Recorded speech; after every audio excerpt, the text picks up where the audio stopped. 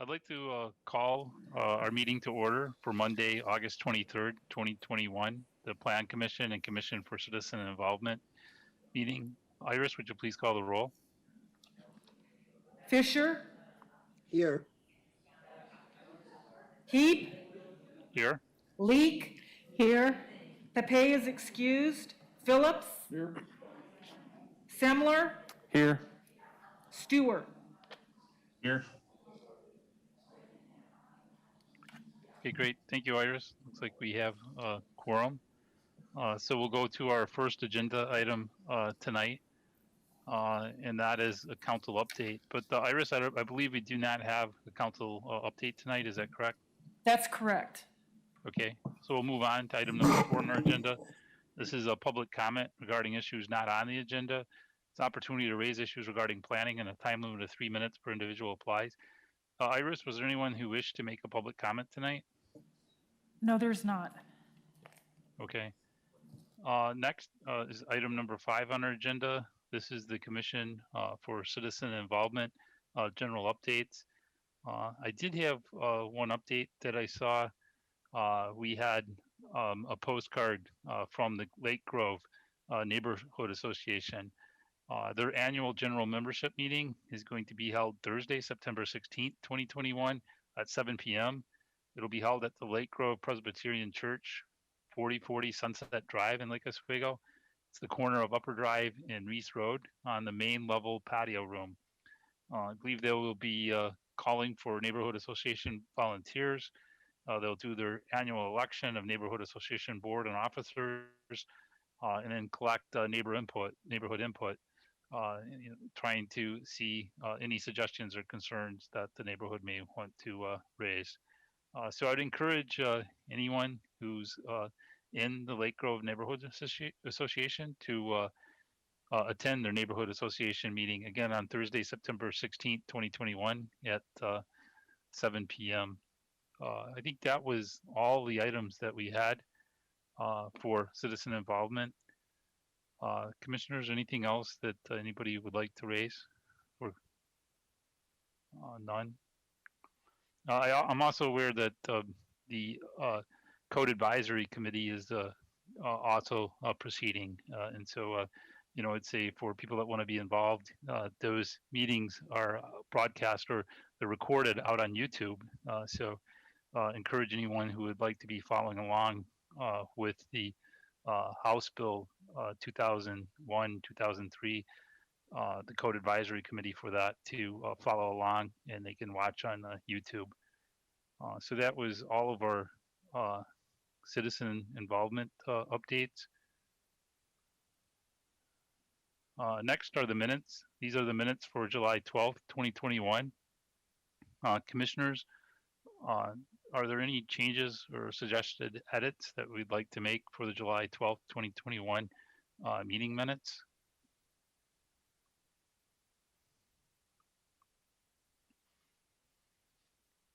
I don't see anyone who wishes to make any changes. I make a motion to accept them. There's a motion to I accept. second. There's a second to accept the meeting minutes from July 12th, 2021. All those in favor? Aye. Aye. Aye. Are there any abstains? No abstains. Are there any no's? I'm sorry. Sorry, did I hear an abstain? I believe I should abstain because I wasn't participating in that particular meeting. That was the first meeting, and I elected not to participate. Okay. So one abstain, and all others are yes for approval. No nays. The meeting minutes are approved. Chair Heap, this is Director Yes. Siegel. I just had a comment. I wanted to let you know that we have several members of the public here who are going to be presenting for the Palisades neighborhood planning discussion. Just wanted you to know so that when that agenda item comes up, you can call on those to speak. And I also want to just clarify that for anyone who's interested in following along with the Middle Housing Code Advisory Committee meetings, the next meeting, as Chair Heap said, is tomorrow evening. The agendas, I believe, are posted on the city website, and the meetings are being held on Zoom, so anyone can watch those meetings live and obtain the Zoom link through planning staff. Ms. McCaleb can help with that. The meetings, the recordings of the meetings will be posted on YouTube, so they're available to watch after the fact online. So just wanted to clarify that. Thanks. Thank you, Director Siegel, and thanks to staff and everybody for doing that. I think from a citizen involvement perspective, it's fantastic that the folks in Lake Oswego can follow along with that work. So thanks to everyone for supporting that. Next, we'll move on to the next item on our agenda. This is item number 7: findings, conclusions, and order. The Community Development Code and Comprehensive Plan Map and Zoning Map amendments to the Boones Ferry Road Staging Area, LU 21-0019. Public testimony is not accepted. On August 9th, 2021, the Plan Commission made a preliminary recommendation that the City Council approve the proposed amendments as written in staff report and return with draft findings, conclusions, order. The staff coordinator is Scot Siegel, Director of Planning and Building Services. Director Siegel, is there anything that you'd like to bring to the attention of the commission that may be different than what was last recommended for preliminary recommendation? Oh, thank you, Chair Heap. The draft findings should reflect the commission's deliberation and tentative decision. The draft findings that were sent out initially have been updated, and the updated version included 2 staff memos that were part of the record that had not been reflected in the draft findings. So those 2 exhibits, F007 and F008, are now included in the draft findings that are before you. And there were 2 hearing dates, July 26th and August 9th, that were added, and I believe those were dates that the commission deliberated. So technical updates to the draft findings, and Deputy Attorney Boone may have something to add. I don't have anything further. Thank you. Thank you, Director Siegel. I have nothing further. Thank you. Commission, is there a motion that we'd like to make to approve the findings, conclusions, and order?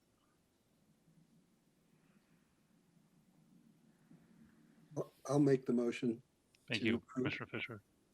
to approve the findings, conclusions, and order. Is there a second? Second, I can second them.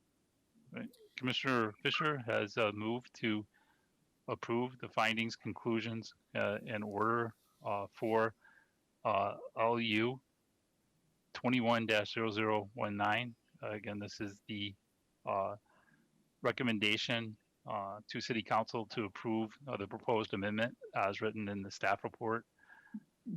Chair Heap? Yes. Sorry to interrupt, but I understood Commissioner Stewart was seconding. Commissioner, Correct. Yeah, Commissioner- I did second. And Attorney Boone, I do have a question. So I was not present at the last deliberation of this item, but I did listen to the video or watch the video, Okay. that portion of the meeting. So I just wanted to put that on the record. All right, thank you so much. Sure. Any other concerns or questions, Attorney Boone, that you'd like? Or No, okay. So there was a motion to approve and a second by Commissioner Stewart. Any discussion on the motion that commissioners would like to make? I see none. So Iris, would you please call the roll? Fisher, Aye. Heap, Yes? Leak. Yes. Phillips, Yes. Semler, Yes. Stewart. Yes. Thank you. The conclusions, finding, and order are approved unanimously by the commission. So thanks to all the commission for doing the work. And our recommendation will now go to City Council, and we'll wait to see the decision that City Council actually makes. So thank you, everyone, and thank you to the neighborhood and all those who gave input. I know this is one of our more difficult decisions that we've had to make, And I thought the neighborhood gave a lot of good testimony. We respect that. And I think as the council deliberates on this, that input will be used. So as the Plan Commission makes its recommendation, a lot of that great input that we received here at the Plan Commission will go forward into City Council. So thanks everybody, and thanks to all the commissioners for their input. I'd like to move on to the next agenda item for tonight. That's other business. Tonight we have the Palisades Neighborhood Association. They would like to have a planning discussion with the commission. Director Siegel, are there any opening comments that you would like to make? Thank you, Chair Heap. And I'd like to welcome the members of the Palisades Neighborhood Association who are here. I just have a few comments I'd like to make just to try to set up the conversation here. Palisades is one of the 9, I believe, neighborhood associations in Lake Oswego that has an adopted neighborhood plan. The neighborhood went through an extensive planning process in the mid-2000s, and I should mention that Palisades, if you're not already aware, is geographically, I think, is one of the largest neighborhoods in Lake Oswego. And the members here can tell you more about their neighborhood. But it's no small effort to adopt a neighborhood plan. And for an area as large as Palisades, with as many sub-areas that it has within its planning area, quite an accomplishment. The neighborhood plan has a number of elements, as neighborhood plans do. It's a document that guides, planning, not only land use planning, but when the city is planning capital projects or looking at neighborhood enhancement projects, we look toward the neighborhood plans for guidance.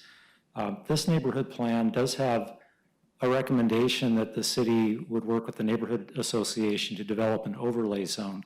That recommendation has not been activated.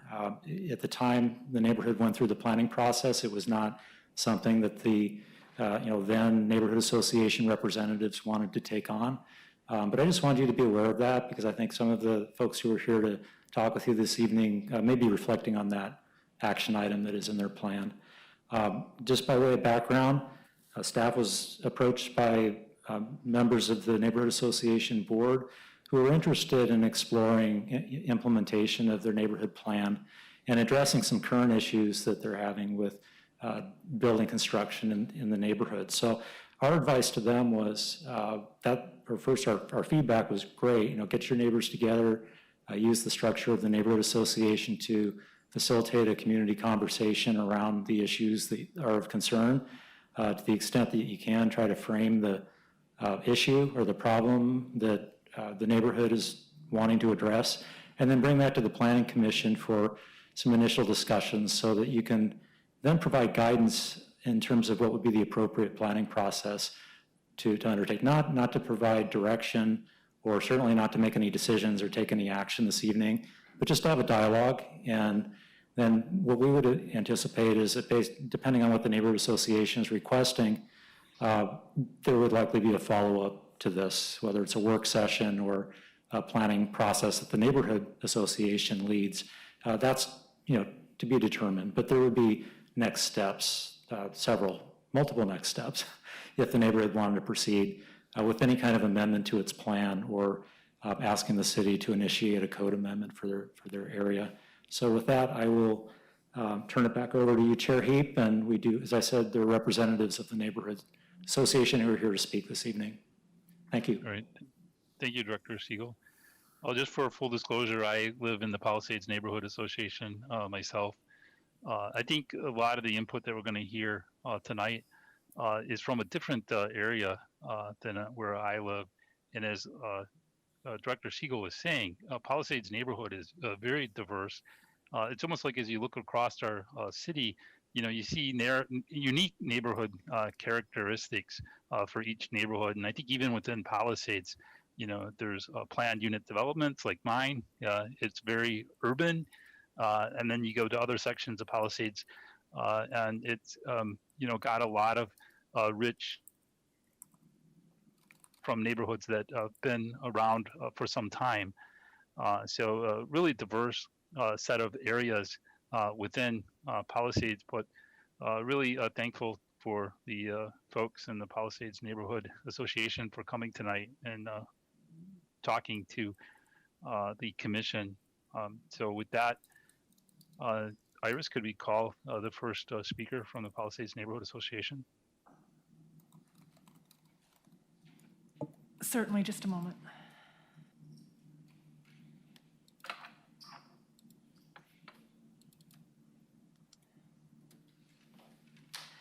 Frederic Labios.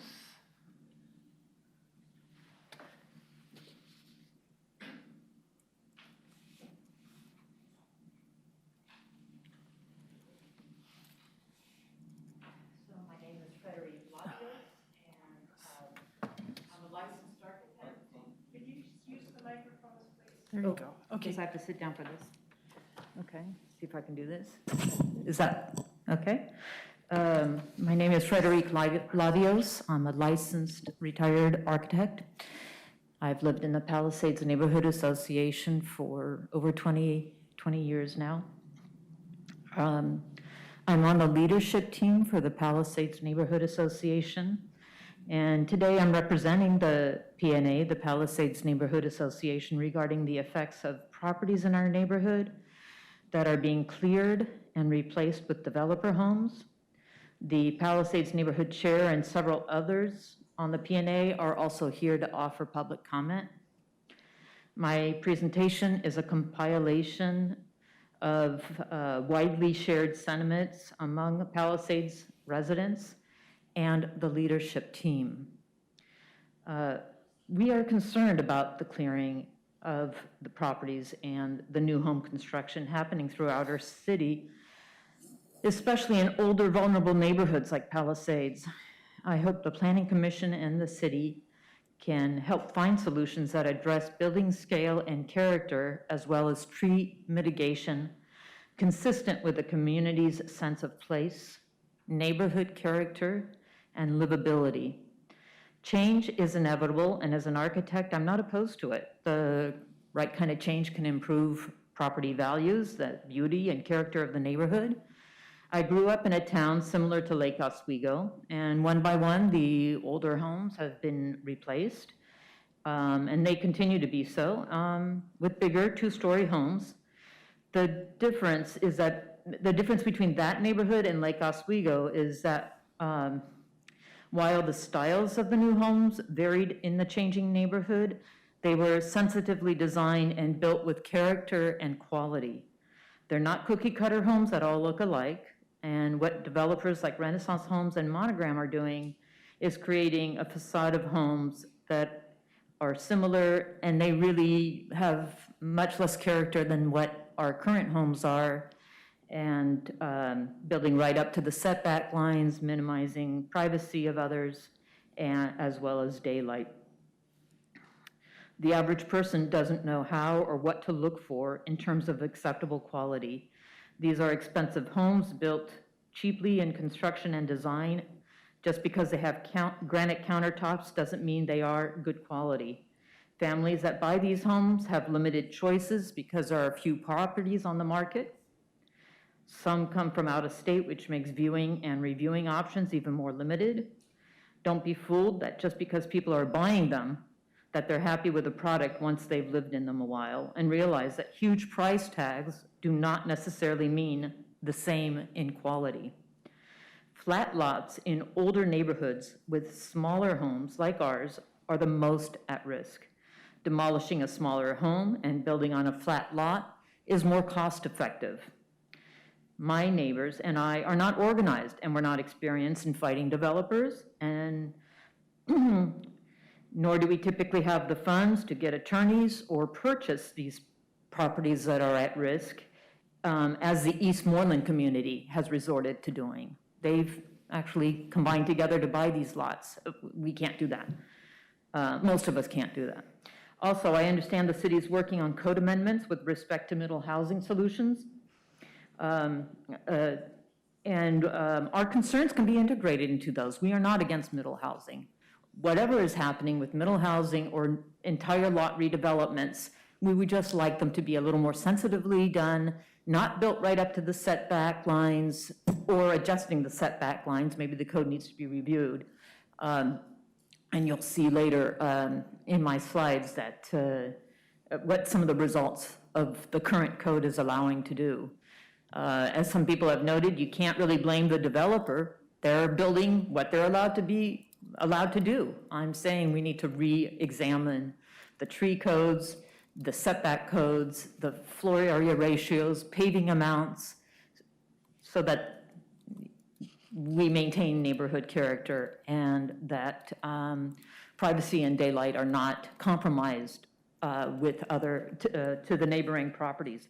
Our 4 primary areas of concern are privacy, neighborhood character, tree mitigation, and affordability. So, yes, you can see the same thing. Okay, so what you're seeing here is a lot that's just on the corner of Canyon and, let's see, the pointer is here. This lot is on the corner of Canyon and Glen Haven, which is actually just 2 doors down from me. That's what it looks like today. What it looked like before that is this. And although this was taken in the winter and doesn't look fabulous, and some of the shrubbery is overgrown for sure, there were wonderful cypress trees that were not on the, in the way of the building itself, that were on the corner. There's a lot of softening that could have happened, not just architecturally, but also maintaining of significant trees. I've been in contact with the city and the trees permit people, and it's incredible what went through on this to allow the developer not to have trees on this lot. I won't go into detail unless you want me to, but it's, the developer did what he was allowed to do. And we need to really think about those tree permits and what is being allowed. Okay, my next slide. So this is what I'm going to be talking about, the privacy, neighborhood character, existing natural screening, and tree mitigation, as well as affordability of our current homes in conjunction with these new $1 million plus homes, which really doesn't fit in with what the city's plans are in terms of being able to have more affordability. This is an aerial view of that same corner. The property I was showing you is right here. Of course, none of that is there anymore. It's house, paving, and a tree. No, sorry, house and paving and a pool. There's one oak tree that was saved. And because it was originally a single lot, the developer was able to put the mitigation trees at the back of the second lot. And very few, if any, I haven't seen any mitigation trees here. So the slide on the right are the properties that have been recently bought. This is the corner that was divided, single lot, into 2. And these 2 are under construction. And this and this property were also bought by Renaissance Homes. And there's a couple of other properties that are for sale that, they'll probably outbid people on those 2. Who knows? Anyways, a lot of construction on our street. And so you can see why it's really come to a point. I know it's happening all over Lake Oswego, but this is an older neighborhood with flatter, smaller homes, and so I think we're that much more vulnerable to it. And like I said, we're not a neighborhood that typically speaks up about stuff, but this is getting to be a real problem. Let's see. Okay. So like I said, we need to re-examine the setback lines, the daylight planes, floor area ratios, and allowable building mass that are currently in the code. We need to minimize, adjust the codes so that views from the new houses and decks that jeopardize the privacy of neighbors, as well as the daylight, can be mitigated. I'll go back here a second. So this property right here is what we're going to see in the next slide, they look out onto not only all of this property's backyard, which now has zero privacy. They're huge windows, and the home was built right on the setback line and right to the daylight plane, all within the code. But not only is it looking out onto one neighbor, it's looking out onto two neighbors' yards. I mean, it doesn't have to be that way. Somebody could design and build a new home with character that has higher windows, has maybe not built right on the setback line, which is only 10 feet. One of the things that also makes this house that much taller is that the developer added, I think, 4 feet of soil. Here's the retaining wall, which you can see, I believe it's commensurate with this. So they added a retaining wall, added soil. I'm assured that this is all per code. And that elevated the building pad 4 feet, pardon me. And the height of the home is measured from the top of the soil, the top of that building pad. I understand it was measured from top of existing grade, and it must be existing grade at some other point of the house. So anyways, on the same side where it's so very high, it's exacerbated by this. Again, all done legally per code. We need to rethink the code. So this is what Palisades neighborhood in our area of older homes looks like. Some are quite large, but you'll notice they all have trees, screening, privacy. They're not built right up to the setbacks. They're sensitively done. To be clear, we're not against two-story homes. I live in a two-story home, but, not looking out onto my neighbors. This is typical of developer homes. This home here is actually the one that's one of those 2 double lots that I showed before. So here's the juxtaposition. This is what we have. This is what we're getting. I don't think it's too hard of a stretch to see it doesn't fit in our neighborhood at all. Maybe Beaverton, maybe another one, but not our neighborhood.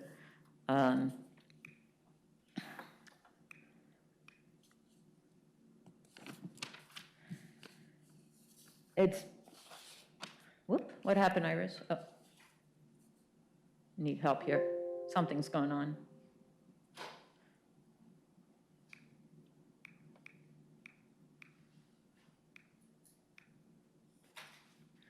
So natural screening and tree mitigation.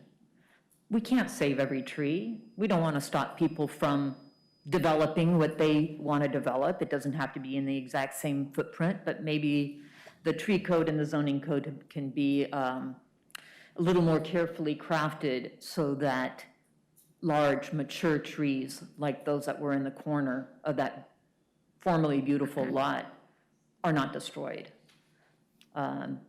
Not trying to be excessive, not trying to keep anybody from developing their lots, but a little sensitivity can go a long way. I understand those cypress trees could not be protected. They needed like a 30-foot diameter because they were so large, and the developer couldn't protect them adequately and build what he wanted to build. I guess that's good enough for the city. It's not good enough for me. Something can be done. It's typical of developers to remove most, if not all, vegetation and trees, including some significant trees. This destroys privacy screening and existing trees and mature shrubs. I've already talked about some of the workarounds that have been allowed.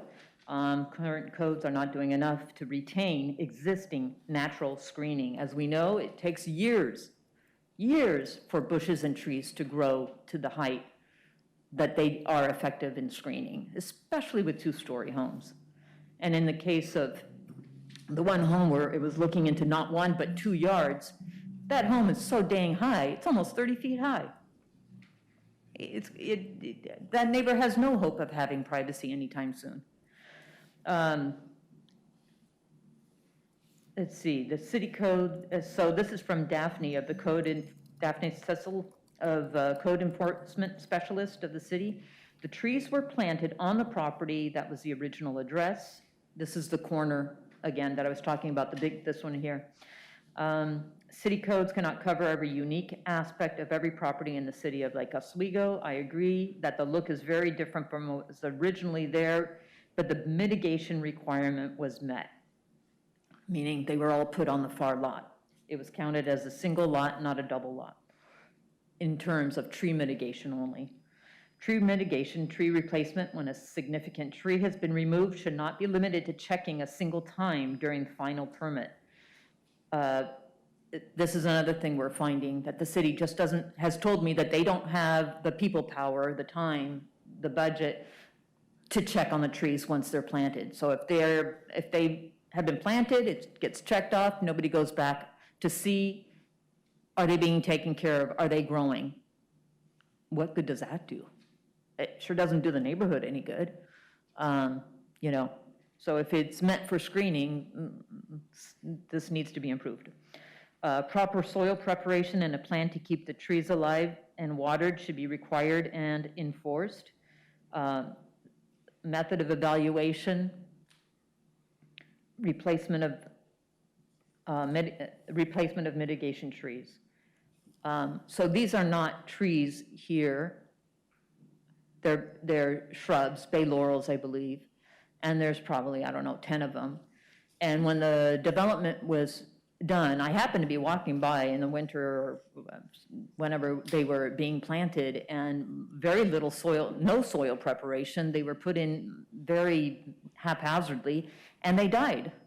Every single one of them died. They were removed, and after the ice storm, or before, I don't know, maybe before the ice storm, a whole new set were put in, and this is the new set. I don't know if anybody's watering them. I don't know if they were in, I mean, well, bay laurels do get bigger, so they could provide screening. It's just a shame, not just because they're dead shrubs, but because there's no screening. And there's also acoustic issues that, you know, screening helps. Okay.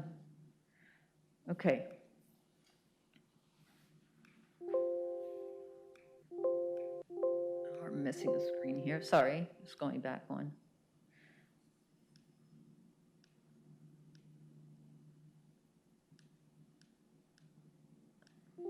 Oops.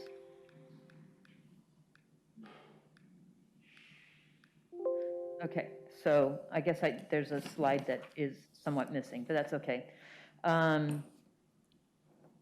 So significant trees in the front yard, not just the backyard, so the street view is desirable. In some cases, there are 3-car garages or side-loading garages or side-loading 3-car garages, and so there's an excessive amount of paving because of that. That's also out of character, a heat sink, lack of vegetation because there's no more room here now to do that. It exacerbates the stormwater drainage. My neighbor, who's one of the ones who gets no privacy anymore, is also concerned about the drainage, and she'll talk about that. The other people have posted publicly about how some developer homes have created massive drainage problems downhill. And other people have to pay for it, not the developer. They, you know, nothing requires a developer to take care of their own drainage or what the results are. So I'm concerned about that. In terms of affordability, we'd like to see you encourage or add incentives to remodel existing $600,000 homes, which is more or less what we have at this point of these older homes, rather than raising them and building new $1.5 million homes. Consider sustainability, allowances for middle housing, and respect to property tax increases that some long-term neighbors find a hardship. Consider public review of proposed developments.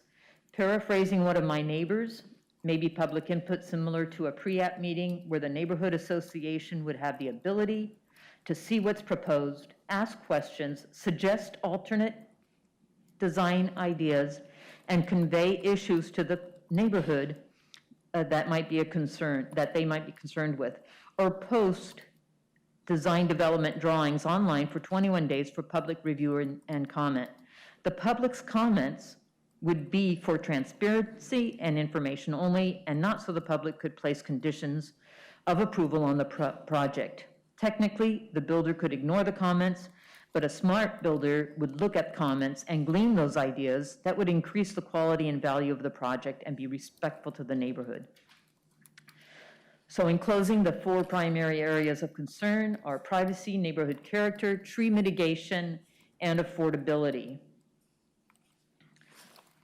I have a few comments here from the public, from neighbors in Lake Oswego, and also a couple of short letters from people, from neighbors who couldn't be here today and asked me to read them to you. I don't know if any of you had time to see or review the emails that I sent you regarding the posts on Nextdoor, some of them receiving 428 or more concerned comments about this kind of development. So I just chose a few on each topic, and I'll go through them really quickly to give you a general view. But the link to all of these and who said them and where they're from are all in that email. So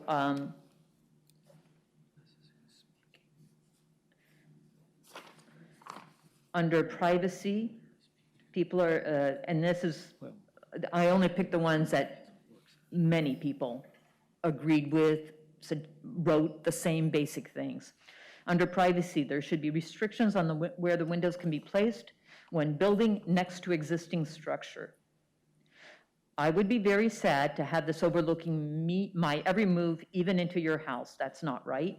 It's also not right that it's going to cost you money to try and get your own privacy back. It's not right that they're blocking that much sky and beauty. Who wants to be looking at the side of someone else's house and hovering over you? Someone else said, developers who build 2-story homes or 2-story duplex and a single home on one formerly wooded lot. The 2-story homes are just about 10 feet from our fence and have direct view into our bedroom. After 40 years in our home, it feels like I'm being violated. Under the category of large home development, the house they tore down was timeless and adorable. It would never occur to me to consider that a tear down. Another person said, I'm sure there's more to come. Our village is quickly disappearing. Strange that they situated the home with a larger wall. Now, this is specifically relating to this home here. This one here. Strange that they situated the home with a larger wall facing right at the 10-foot setback, but left 20 feet on the smaller right side. There are lots of other plans that would have impacted the neighborhood house so much less. The city managed, and here's another comment, the city changed the side yard setback code, and now there is no protection from tall walls right at the setback line. It's a terrible design for the street. All ranch houses on lovely big lots. So many other designs could have been more thoughtful. Sadly, it sticks out like a sore thumb and towers over the neighbors. City officials want to use every square inch to get those taxes. I refrain from saying very much or repeating much that was disparaging of the city or this developer in particular, but there was quite a bit of that sentiment. There should be a requirement that new construction should blend in and complement the neighborhood. Under the category of affordability, owners of existing homes should get a large decrease in property taxes. The home's value have dropped way down. Well, I don't think that the property values are really dropping down personally, because the value of whatever they're selling for, whether it's a quality home or not. But what I would say to that is that homeowners on fixed incomes of the existing older properties should get a tax break, because if they can, the property taxes are increased as the value increases. So if these more expensive homes come in and are sold at the 1.5 million or whatever, the older homes and the people living in them, no, you don't think so?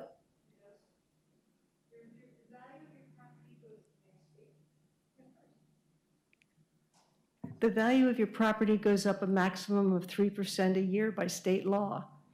It doesn't go up based upon the value of what happens next door. If you remodel your house and you add an extra bedroom and bathroom and another master bedroom, yeah, your taxes will go up based upon what your permit value was. But if someone moves in next door in $1.2 million, $1.5 million, your $600,000 house valuation does not go up more than 3% a year unless you also have taxes that were voted in for special bond measures. Thank you for that correction. Under affordability, all this talk about affordable housing, yet they build these big houses that most people can't afford. Trees and privacy, where a private owner building a place may take privacy between lots into consideration when planning a place. Developers have no such motivation.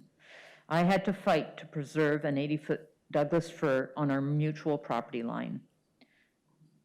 Trees and screening landscaping does little when monster homes are 10 feet away. Trees, streams, and natural areas don't put money in pockets. High-density housing and multi-million homes do.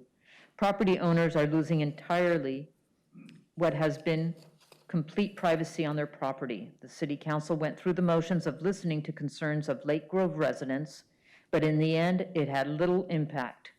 The choice was for the city to respect the valid concerns of Lake Grove residents or put money in pockets and coffers. Money won. In Lake Oswego, dollars always win.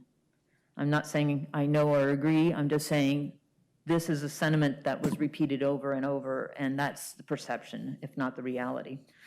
And last, for these quotes, neighborhood character. I can't believe how the cute neighborhood has changed. We moved here because of the trees and the ranch-style homes. They're turning it into Stepford community. All the uniqueness is gone. $1.2 million spec house. The first party that purchases it won't even live there long enough to find out that the house is poor quality construction, but someone else will. We should look to the elected officials who push through the zoning changes that incentivize high density, smaller lots, and minimal setbacks, which just happen to increase the property tax money they play with. They're not even attempting to match the aesthetic and architecture in the neighborhood.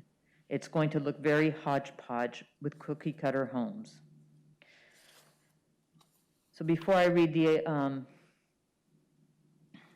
the two letters that others have asked me to read for them, I just want to say that I urge you to help the city reevaluate existing building, tree, and other codes that address these issues, or to create new ones. We're not trying to stop construction, but rather emphasize neighborhood character and livability and long-range planning. This type of project is more in keeping with Beaverton and Tualatin. It doesn't fit into Lake Oswego.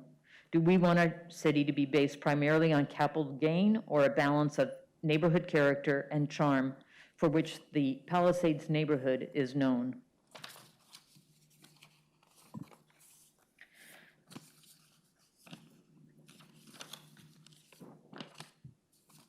This letter is from Kim Beeler, who is she was formerly on the Palisades Neighborhood Leadership Team, and she still lives in Palisades neighborhood.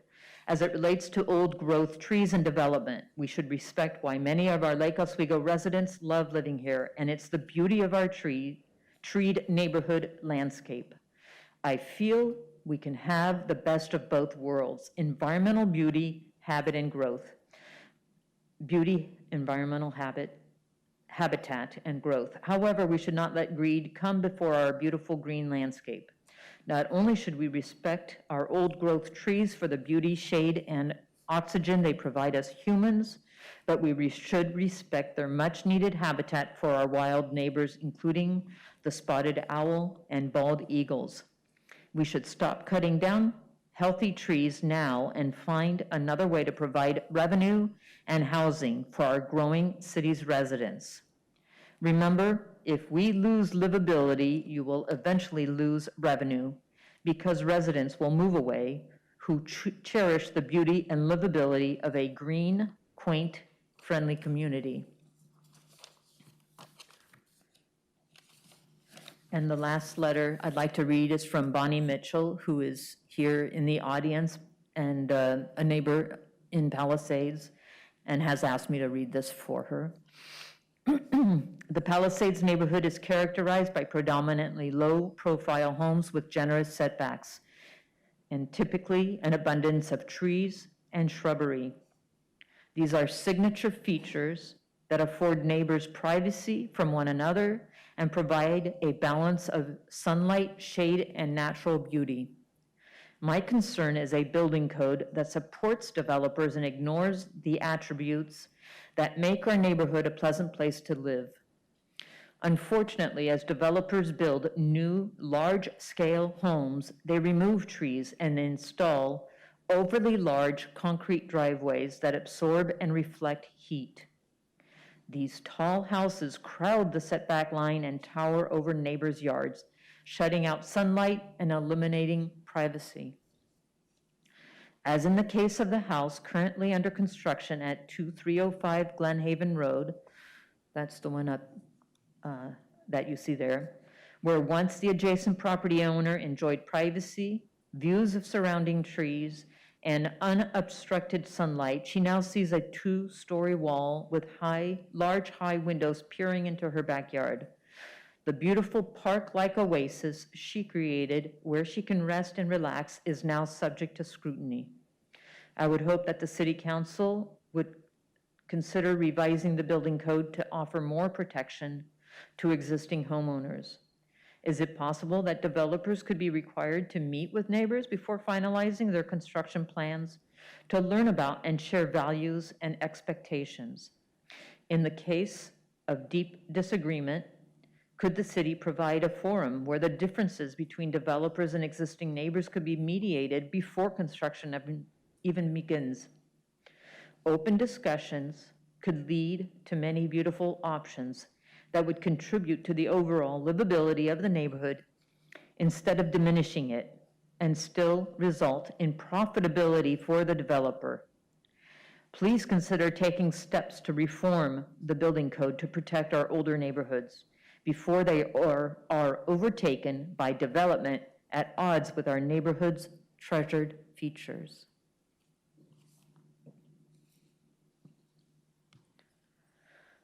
Do you have any questions for me, or should we go to the next speaker? I have a question for Scott. Scott, this First Edition is a neighborhood association, correct? Yes, First Edition, and as of 2000, mid-2000s, First Edition and Forest Hills combined as one neighborhood association. And they have a special building code that covers redevelopment in their areas, is that correct? Yeah, there are several neighborhoods that have, that either have specific design standards in the zoning. First Edition has the R6 zone, which has some very specific building design standards that were intended to reflect the historic or semi-historic character of those homes. The other neighborhood associations include Uplands, most recently adopted a neighborhood plan with an overlay that addressed some of the same, compatibility concerns that Ms. LaVos was speaking to as far as building height and topographic changes, not privacy so much, but just scale more than anything. Other neighborhoods have focused on different topics. Glenmurray, Lake Grove, and Uplands, actually, all three have limited, their overlays have limitations on the amount of paving or impervious surfaces that can be approved. And then there's special or unique zones, design districts, including West Lake Grove, that has really a complete set of building and site design standards that are unique to that area. Old Town similarly has building design standards that are specific to that area. So the neighborhoods that have adopted plans and have, undertaken implementation through regulatory changes like that have, come up with local solutions to the problems that they've Thank you. encountered. Yeah. So I guess what I'm going with that is maybe it behooves the Palisades Neighborhood Association to do the same. Yes, Look inward instead of outward, where we have to overlay for the whole city. You would do something that was specific to your criteria. yes, and we've looked into that, and we may yet do that. That's a 2-year process. But a 2-year process is nothing considering what you're asking. Possibly, yeah. I mean, it may be our only avenue, but Randy Sebastian has vowed to build 120 homes just in the upcoming year, and says that he's done it 100 last year. So it's happening fast and furious, and, like I said, 8 or 9. Don't drag your feet. Pardon me? Don't drag your feet. Because it wouldn't happen a whole lot faster if the council, if the planning commission and the council does it. Okay, thank you. My guess is. Thank you. I And appreciate there are a that. couple other things that I just wanted to comment on, just real quickly. Your comment about quality. I think that's a very subjective thing to say. And I understand you are an architect. I just caution using those kind of terms. They're Well, not- $1.5 million, a home that's worth $1 million, or that's selling for $1.5 million, to have inexpensive materials is, I don't think it's fair to the buyer who's unsuspecting. Again, I find that to be a very subjective comment and not part of the discussion. Anyone else? Commissioner Simler, I'm not sure if you guys can hear me, but Commissioner Simler, did you have a comment? I did. I was just wondering if you hold the people who sold their homes accountable for the buyer that they selected, because I'm guessing, I mean, my family and I bought a home here several years ago, and we didn't get into quite a bidding war, but there were several people who were interested, and ultimately the seller decides who they sell to for whatever value the person is willing to bring to the table in terms of buying it from an offer. So obviously someone went for the higher bid, right? Right. So you also have to hold those people accountable, because you're calling the developers greedy. And I'm also an architect, and I totally get it. But you can't just place all blame on the developer who's moving in, because the people who moved out absolutely took advantage of an offer, and they maximized their return on investment, as most people would, as the majority of the people in this chamber would, right? Right. So I think it's also important to recognize the seller in these conditions as well, and say, okay, well, what's the incentive of the seller in that sense to pass their property over to someone who may be more responsible and more responsive to the community and their needs? And that's just a comment that I wanted to make. You're understand what absolutely, saying. yeah, you're absolutely right. And to tell you the truth, I don't think anybody realized what would happen, to tell you the truth. We were really, it happened fast and furious, and nobody realized that this was going to happen in this way and so insensitively. But the point of being here is not, it doesn't serve any good to blame or even to say it's cheap quality. It doesn't, it's neither here nor there. There are no zoning ordinances that are related to that.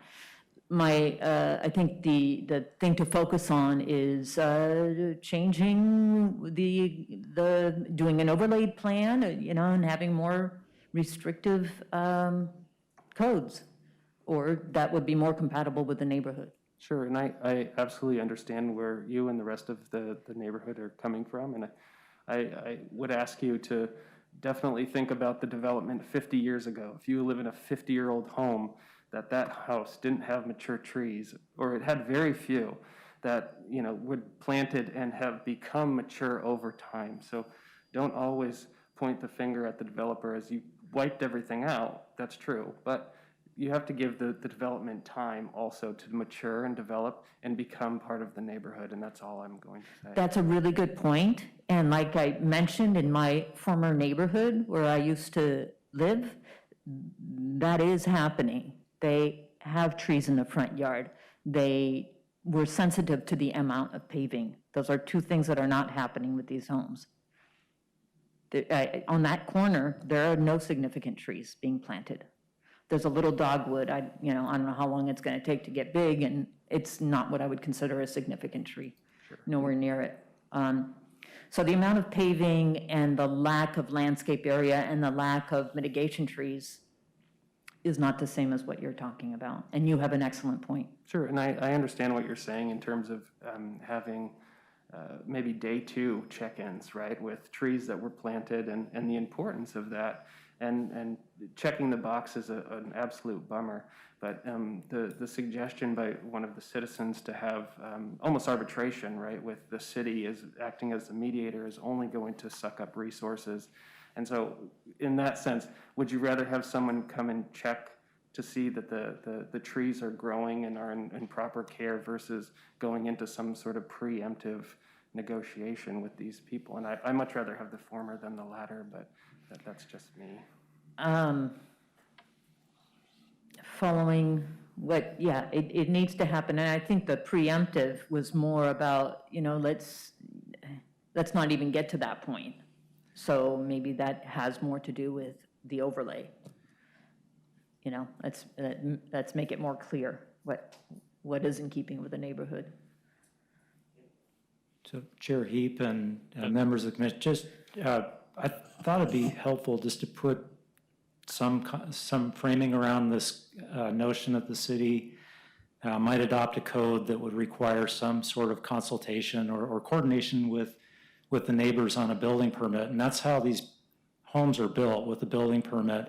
Unless there's a variance that is requested as part of that, that building permit is not going through a land use process. There is no public notification. There's no requirement or obligation to consult with the neighbors.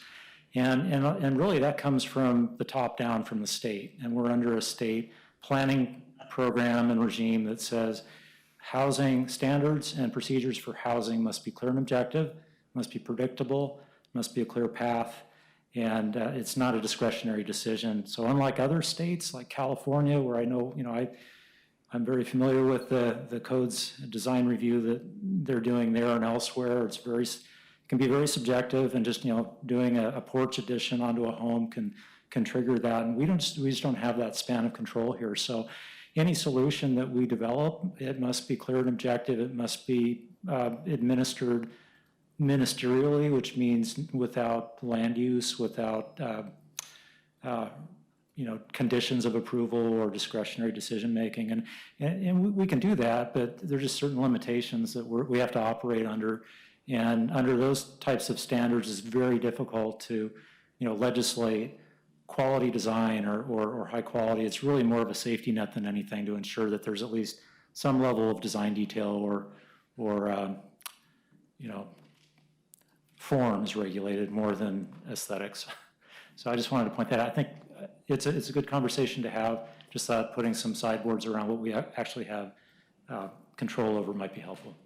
Thanks. Thank you, Director Siegel. Commissioners, any other comments? I know there's a number of others who would like to speak tonight.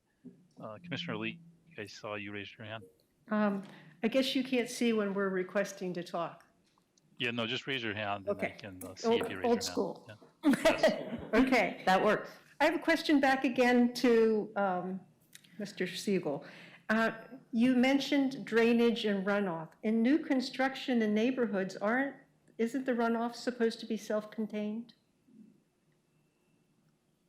Yeah, so the stormwater code does apply to building permits, and that code has standards for that basically say anytime you're increasing impervious surface, so paving or buildings, typically that's impervious surface, by 1,000 square feet or more, then that code is triggered, and there's a review that requires stormwater facilities, the runoff has to be managed on site. And that doesn't mean that there's no water leaving the site.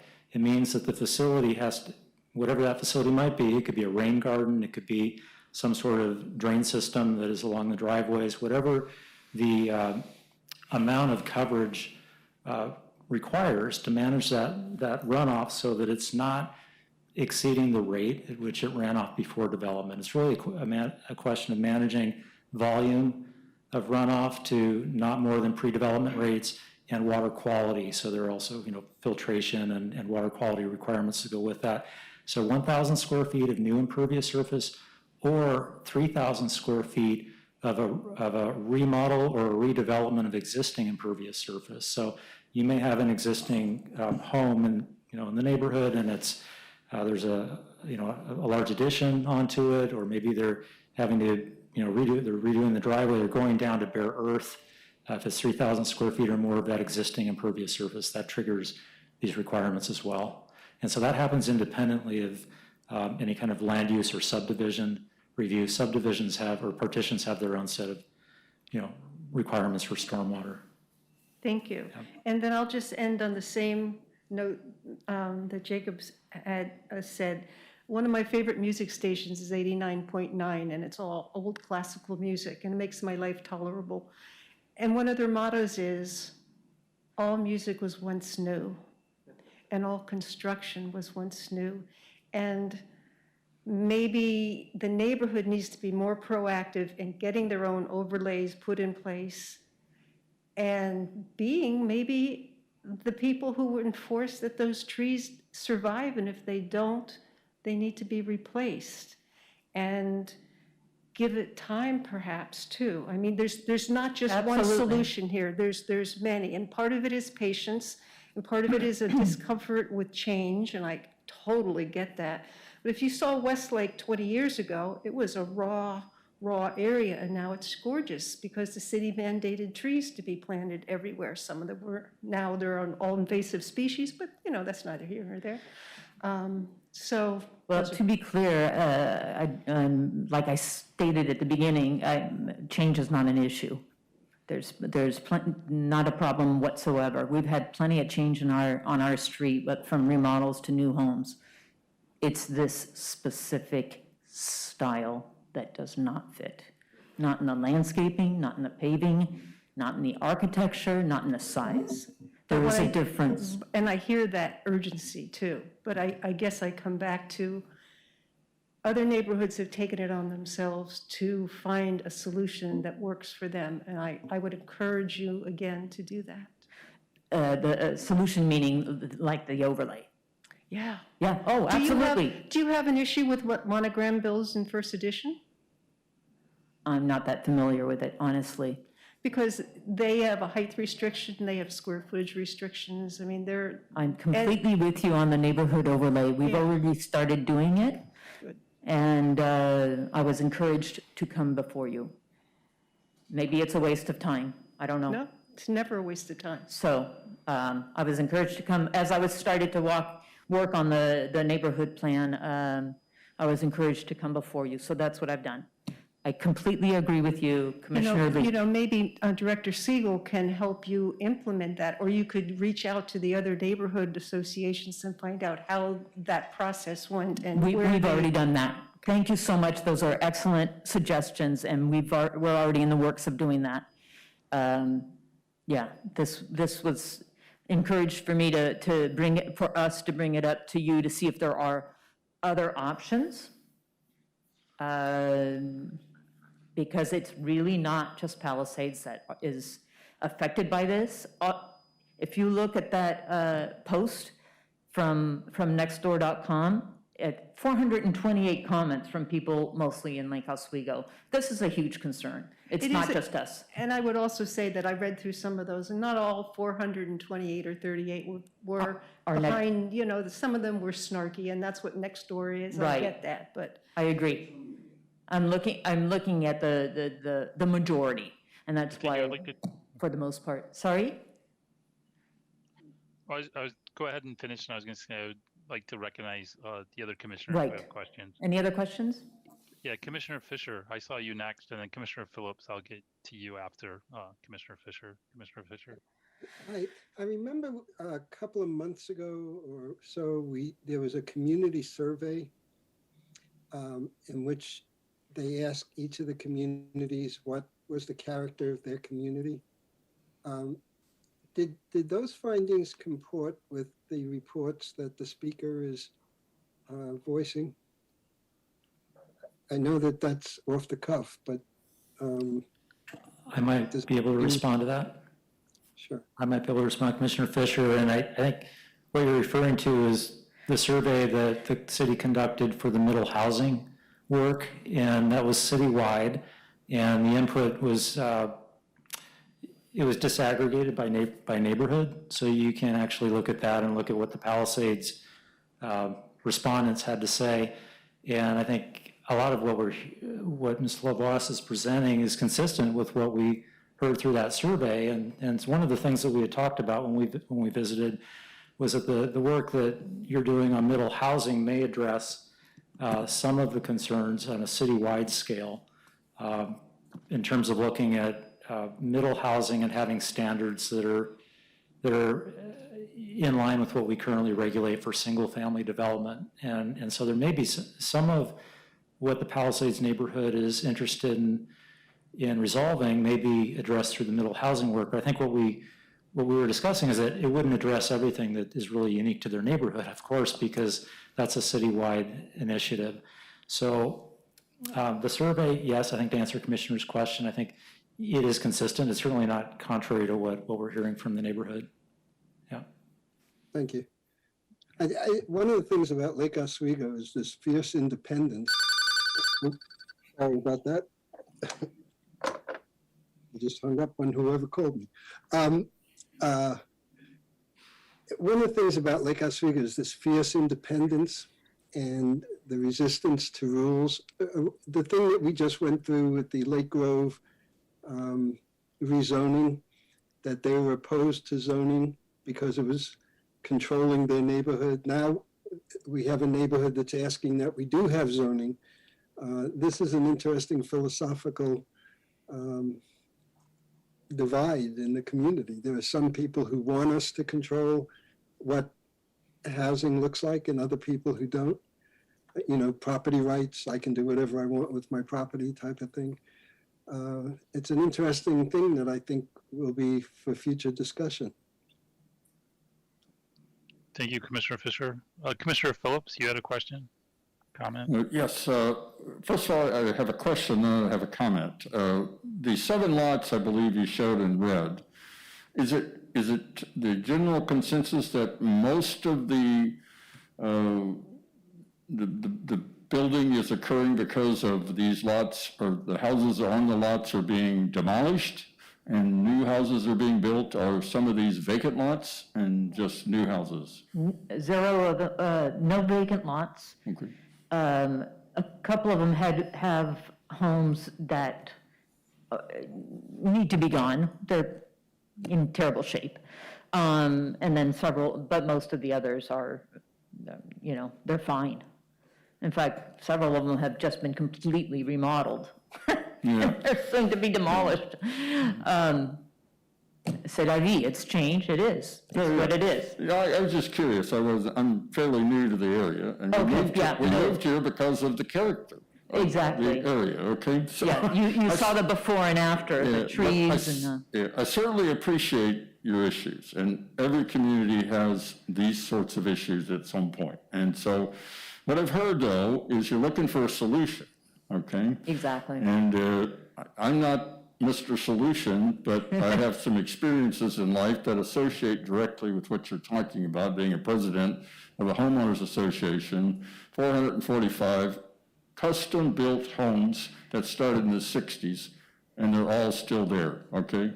Not one of them has been demolished, okay? And we still had a few vacant lots. But anyway, besides that, I've heard transparency. You're looking for transparency, you're looking for collaboration, and you're looking for mitigation to get the 4 things that you identified for, make sure you got affordable, privacy. So I'm not suggesting that you can replicate what I saw in, believe it or not, San Antonio, Texas. They actually were able to collaborate and mitigate these sort of things. With the developer? Yes, with a full development, okay? And so I'll get back to that in a minute, but you're looking for a solution, Yeah. and I don't know the answer to that, but I think Commissioner Leak and others have said the same thing here, but we were codified in the subdivision I had with a homeowners association and with an architectural committee, okay? And that committee was 3 people, and one of them was a lady just like you, knowledgeable, very interested, and had been around the neighborhood for a long time. And she did not let a developer get away with anything, okay? So anyway, my point is I don't know if there's some way you can set up this I wouldn't suggest to call it an architecture committee, because I don't know if you can get it codified to have any horsepower. But you certainly, reputable developers, all developers in this area, I would imagine, want to get along with the community. They really don't want to be blackballed by the community. This is a wealthy community. So I'm just suggesting that what Commissioner Leak and others have said is, maybe if you can find some way to get community involvement, have some group of people, small group, to start laying out what do you want and approach these developers, to get the transparency, the collaboration. And you might be surprised, and I'll give you an example that I know for a fact happened. We had 20-something acres that lined up against our subdivision, vacant land, beautiful, the trees in Texas are not like the trees here. So nobody really cared about bulldozing most of the trees and starting again, okay? But they did save a lot of them because they were big live oak trees that had 200 or 300 years of age. But not all of them. Most of them were scrubbed and they were falling over in rainstorms. So when this developer came in and said, I want to build multifamily homes, townhomes, and the community, we had 6 property owners that lined up against that property, and everybody was concerned what was going to happen. Lo and behold, our architectural committee and the president, me at the time, we asked for a meeting with the developer, and we worked it out. And we were able to mitigate the lighting, the windows that faced our properties, okay? Downlighting, no garbage pickups on that side of the property. And it turned out to be a beautiful development, and not one of our homeowners ever complained after it was built. So That's a wonderful way to go. Yeah, I'm very big proponent of collaboration. Right. I would be interested to hear what Randy, who's sitting behind me, would have to say about that, but I'm sure he'll agree to Like I it. said, I'm probably espousing a pipe dream. Maybe there's things that I just simply don't know about, but it seems to me, I think Commissioner Leak was saying the same thing, is maybe there's some way, if you come up with a plan, which is you're looking for solutions as quick as you can, maybe, and I'm not speaking for the city, I don't have that authority, maybe there's some way that you can get this codified enough that a developer has to talk to you. Well, that's a question for Scott, isn't it? I'm sorry? Isn't that a question for Scott? I'm not trying to put Scott on the hot seat here tonight, but I'm just suggesting. I think that's wonderful. I think asking the planning commission or the city council, maybe there's a way forward, but I can guarantee it's going to take a lot longer for us to figure it out than it will be for you and your community to figure it out. Thank I'm you. not trying to pass the buck back to you either. I'm learning a lot and I'm listening, and I really appreciate that you want to save that 100, that tall tree. I really. It's not just about trees, but Well, you but understand it is that. about trees to some degree, but you also want Absolutely. Yeah. I mean, the biggest fights we had was about that setback line. Everybody wanted to go right up against it, and we were fighting it tooth and nail. Yeah. Okay, that's enough. I appreciate what you're saying, and it's a very good point, and I look forward to hearing what the developer says about it. Yeah, we'll try to keep moving. I know we have other questions. I know Commissioner Stewart would like to take a question.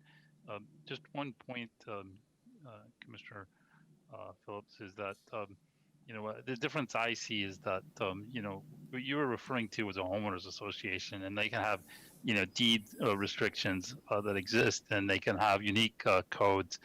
In the case of the Palisades neighborhood here, this particular area is not in a homeowners association. So the only applicable code is really the development code that exists.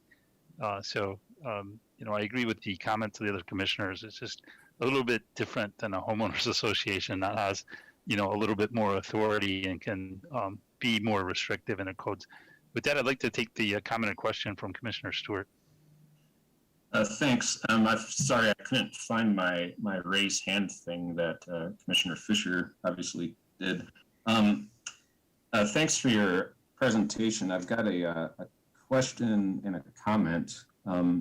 As we were discussing here, I'm not as familiar with Palisades neighborhood as some of the others around the city, so I was kind of Google Street viewing and kind of looking around. I couldn't really tell, is there an appreciable amount of topography and kind of just elevation change in the neighborhood? And does it happen kind of along the street, or is there actually sloped lots, a lot of sloped lots? What was the last word? Smoke lots? No, I'm sorry, sloped. Slope on the Sloped, sorry. We have a mix, yes. There are some that are sloped and some that are flat. Okay, because, I think so my comment is as you're going ahead and thinking about sort of your next steps, one thing I did observe on the zoning map is a lot of your lots are narrow, right? They've got short frontages, they're very deep. So that's going to present a challenge anytime redevelopment happens, because everybody wants the most street presence, but if the dimension is shortest going parallel to the street, you're going to have a lot of pushing going on at the property line. And so I think that's why you're starting to see, some of these taller houses that are probably being built up because of slope. They have to level the lot out in order to build it. Can I speak to that? Sure. I know if you're just looking at a plat map or Google, whatever, but you're right that they're longer, at least in our neighborhood in Glen Haven. They're different throughout Palisades. But what looks narrow and deep, it's still a pretty darn good wide frontage. So.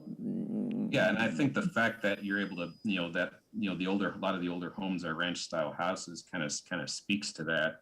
But at the same time, new houses will also push the envelope even more. And so one thing you might want to consider with the amount of depth your lots have, maybe that setback does get longer. So, houses tend to sit back a little bit more from the street, or maybe some sit more forward than others. And, Well, that's a really good point. If they're set back that way you don't further have from. side elevations kind of abutting each other. I don't know how that would work, or how you kind of get through that on a case-by-case basis, but think about it in those terms. You've got a lot of depth on your lots to play with, not a lot of width. So just something to keep in mind.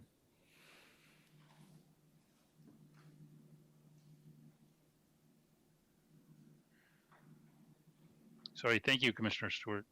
I don't see any other comments or questions, so I'd like to allow the other speakers who would like to speak tonight. Iris, can we call the next speaker? Certainly, Al Calabria? Can I defer until a few others have spoken? I'm going to make mine real brief. I'm Harold Rust. I live on Delanca Lane. I represent Area 12 of the Palisades National Neighborhood Association. And I'm going to make my remarks real brief, but I'm just, they're a little more generic. Number one, I really believe, I've seen the impact of a good neighborhood association. And so I would encourage the city and the Planning Commission to think hard about how we can strengthen that process even more. For example, what if there was an incentive for a builder to meet and get agreement through the neighborhood association that is associated with where the building is going in? Wouldn't that be something if there was an incentive, a financial, a time incentive, some kind of incentive that said if he got with the neighbors through the neighborhood association, in other words, we would make sure that the neighbors around it knew and that the whole association was aware, and there was some process that then that neighborhood association could work with the builder ahead of time with just rough sketches. They don't need everything. They need to just know about what are you planning. And then the idea would be that the neighborhood association would be able to issue agree with comments or disagree with comments. And then the builder could go through the rest of the process. Or they could ignore and then go through the route the way that they do now and then have to fight it afterwards, back and forth. But there would be an incentive to go out of the way at the front end when it's so much easier. And then it would take so much of the burden off from the Planning Commission because you already have those that are most involved, the immediate neighbors that know what's going on and they give their input, So they look and say, hey, what if you made it a fourplex, but you pushed it way back and so you can save the trees and make it look right, see? And the builder might say, gosh, I could work on that. So that's my input, is just keep in mind the power of neighborhood associations, particularly in Lake Oswego, where everything is built up. So we already have neighbors. It's not like we have 30 acres out there that somebody's going to build on. Just a thought. Well, thank you, Mr. Rust. Commissioners, any other questions? I see none. Iris, could we please call the next person? Bonnie Harold?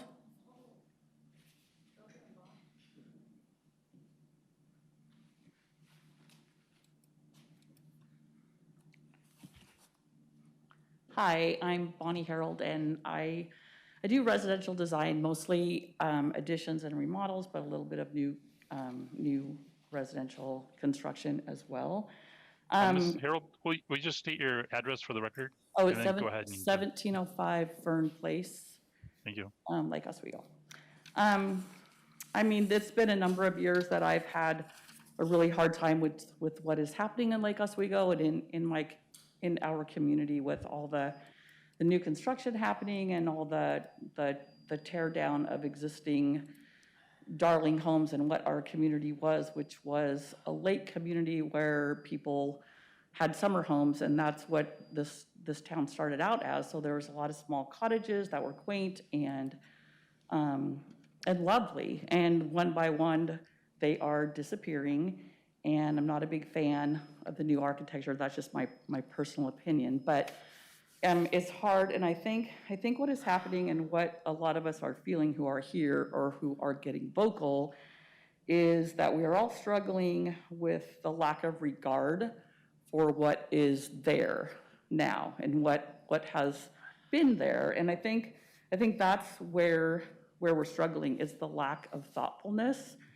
And when you see an existing neighborhood that's been there for 40, 50 years, and when it was built, these homes were all to scale. They were all the same sort of house. They were, on this street on Glen Haven, they were ranch houses. And when it was all developed at the same time, 50, 60 years ago, you had a bunch of ranch houses on large lots that all fit in, looked cohesive, and it felt good when you drove down the street. And what's happening is as these homes are purchased and new homes are going in that are not, they're not done by a client or a homeowner who's buying the lot and building a custom home on it with regard to, hey, these people are going to be my neighbors, and having some thoughtfulness, hopefully.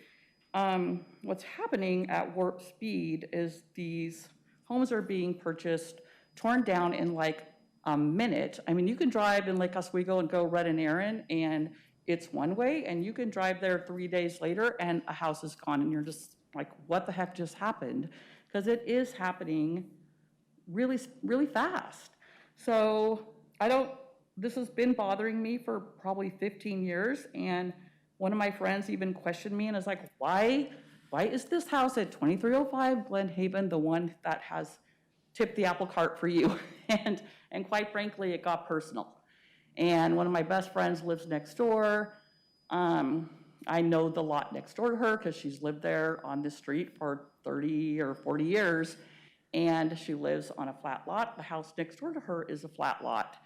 And so when you see a gigantic home going in with no regard or no thoughtfulness to what has been there before, it's hard. And you know, I had questions about it. I right away got a copy of the plans and looked at it, and my first thought was there are setbacks, and the city has these setbacks for a reason. It's to protect the neighborhood, and you know, you should, you know, chat with the city. Well, so move forward with that a little bit, and I was like, whoa, like this is not really happening anymore for us. And my hugest question from the start was, because my friend abuts this house on the side, there used to be a side yard setback rule with Lake Oswego, which was if the home was too tall and it was abutting the setback, you had to move the home over. So it could meet the 30-foot height from the front, but if it was too tall on the sides,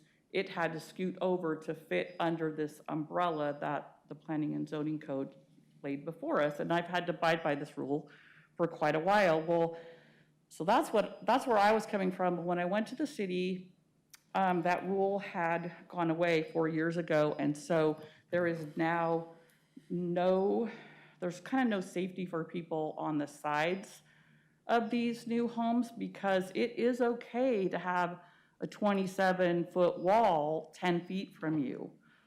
That's okay now on paper. It's not okay emotionally. It doesn't feel good at all to live beside that. So I guess my big question is, how do we create like a planning and zoning guidelines in our community that, is there a way for them to be more thoughtful to what is there before? And when you have a bunch of new houses go in that are 2-story and sit off the ground and get put on a hill when they go in, and they're all together in a neighborhood, and you don't have to go there because you don't live there, they all kind of blend in and they fit in because they're all the same scale. But when they're happening all over the place at warp speed like this, it's different. They don't fit in. They stick out like an eyesore. There's no thoughtfulness. There's no regard, and it doesn't feel good. And you know, in the matter of the last couple of months, we're talking 10 houses on Glen Haven. It's about it's 3 blocks of a street.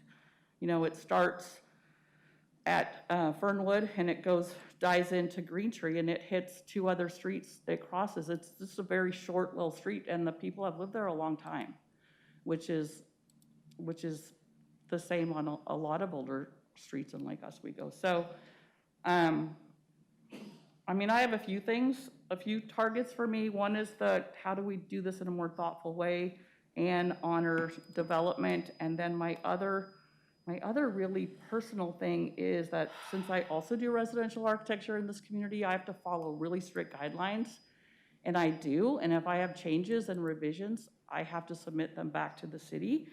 And I had a lot of questions on this particular home, because I felt like the plans were permitted and approved for flat ground, which is what that lot is. But in reality, what happened after the permit was issued is 4 feet of grade came in, and that was astounding to me. It's like, whoa, wait, how can this happen? And the plans were approved, the drawings showed the ground at grade.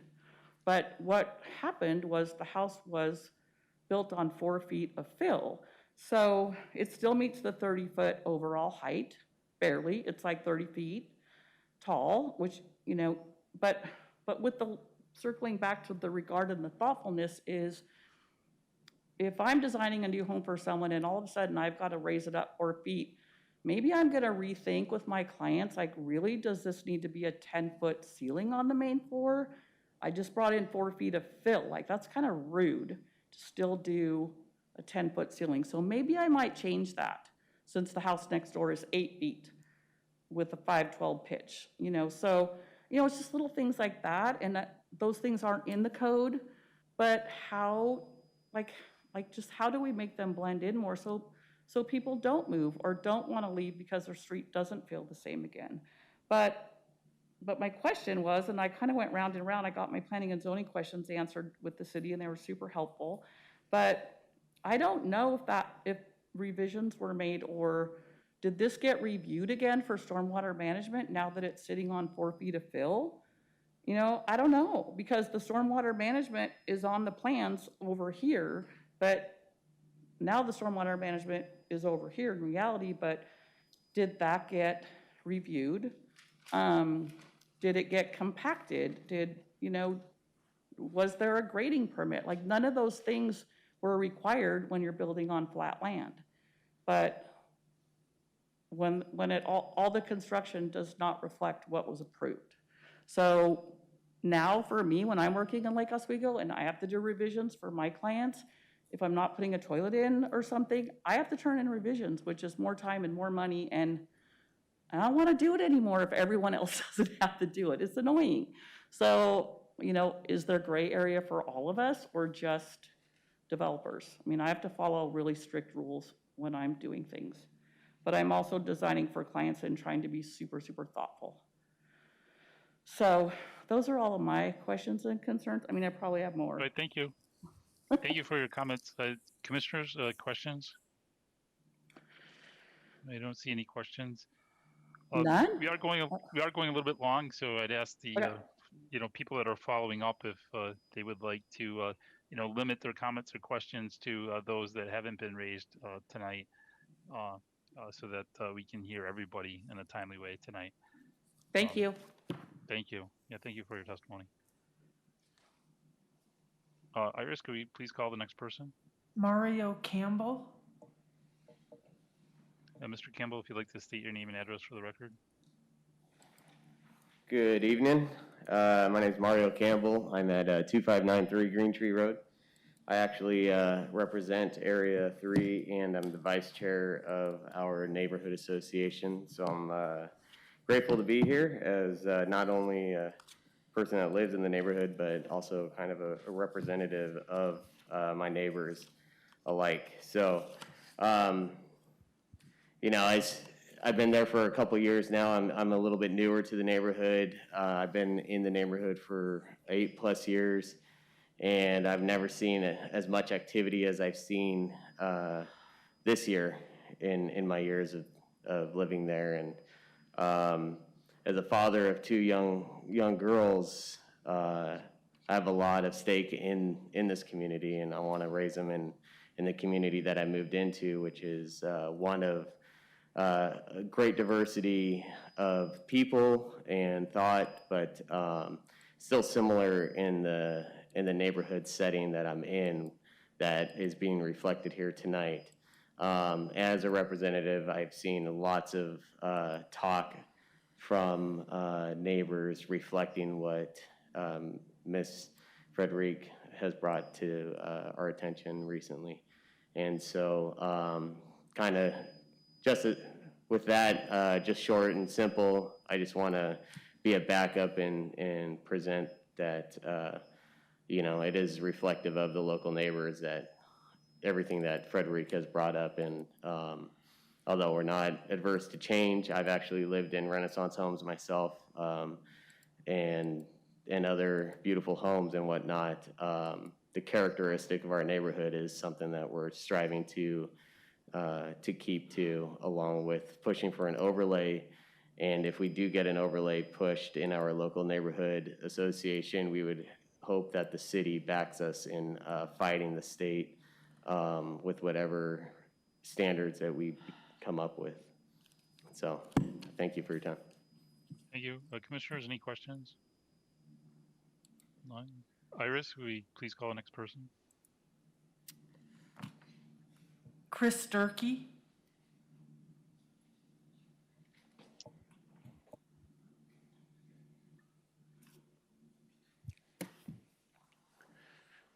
Hi, good evening. My name is Chris Durkee. I live at 2356 Glenhaven Road in Lake Oswego, and I live right across the street from the house that we saw under construction. I support the sentiments that Frederick shared. I want to talk just about two issues. One is privacy, and the other is affordability. The privacy issue, I think we all have a reasonable expectation of privacy in our backyards. And unfortunately, our neighbors' privacy has been severely mitigated. And I think unnecessarily, if the issue of privacy and respect to the neighborhood could have been addressed early in the design process, I think that there would have been solutions generated that probably would have very little cost, if any.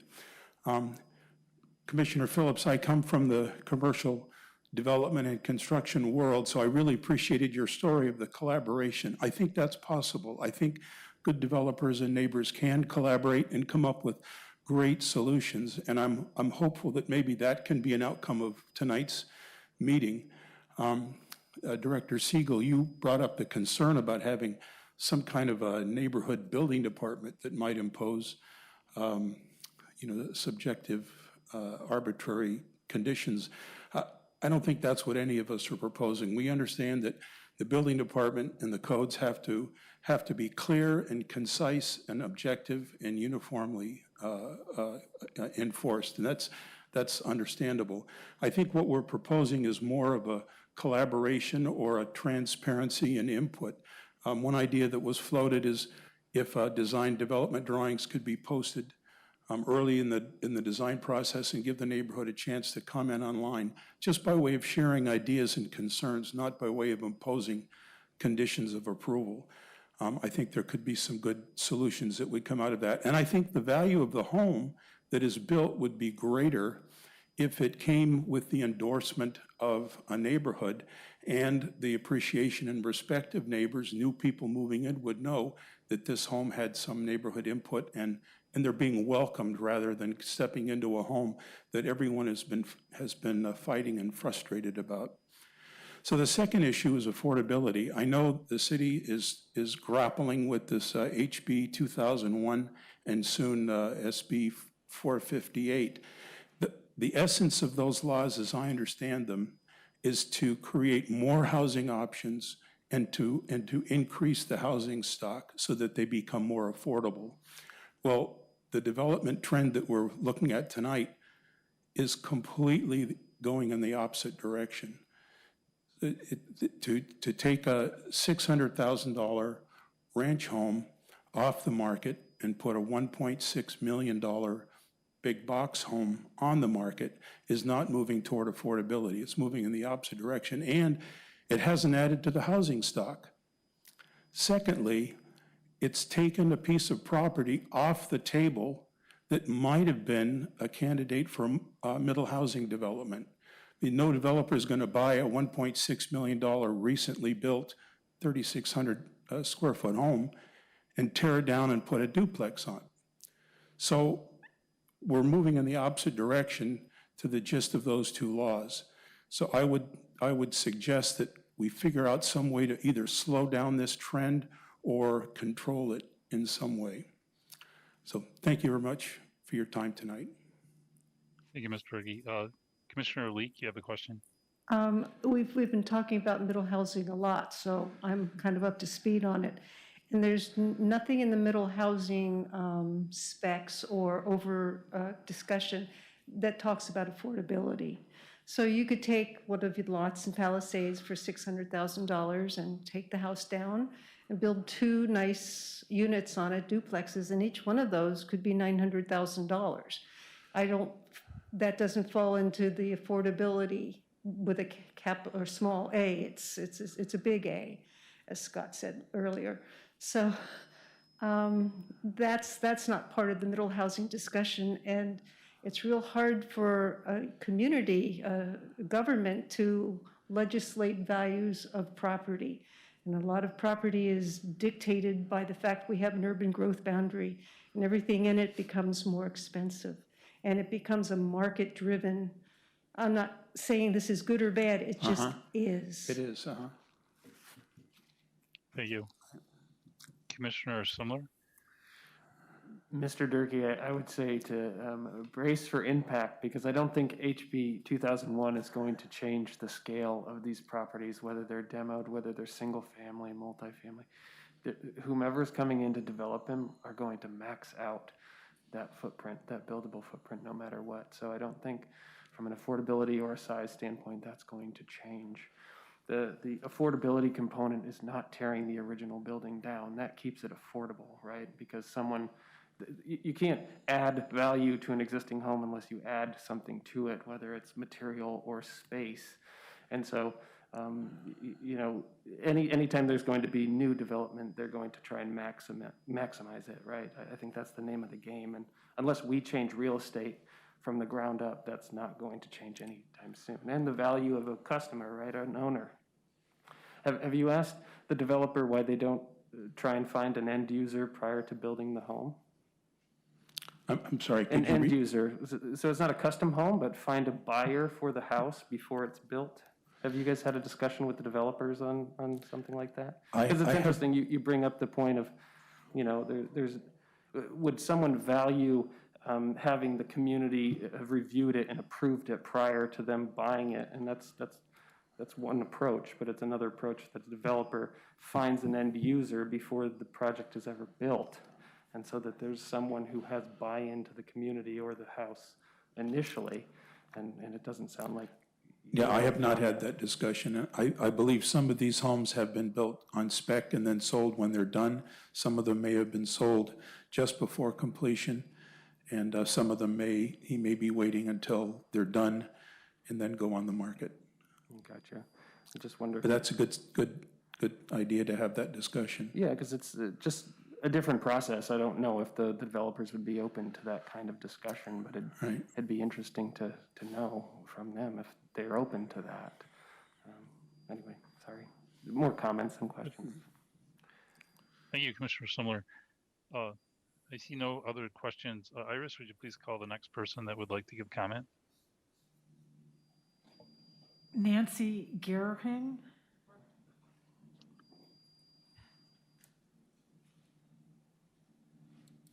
Thank you for coming.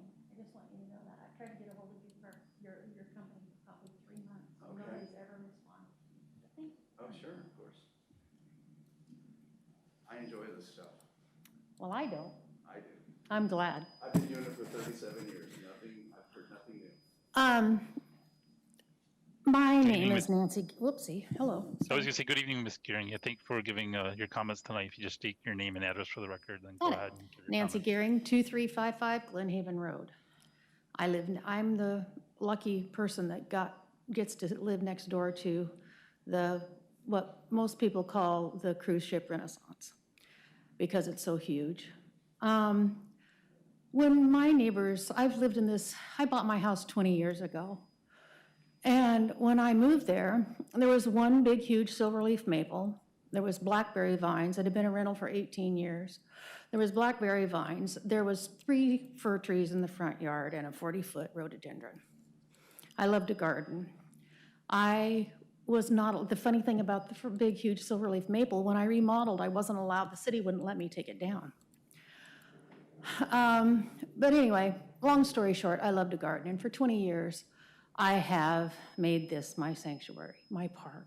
My husband died last year, and he used to say, we have our own public-private park.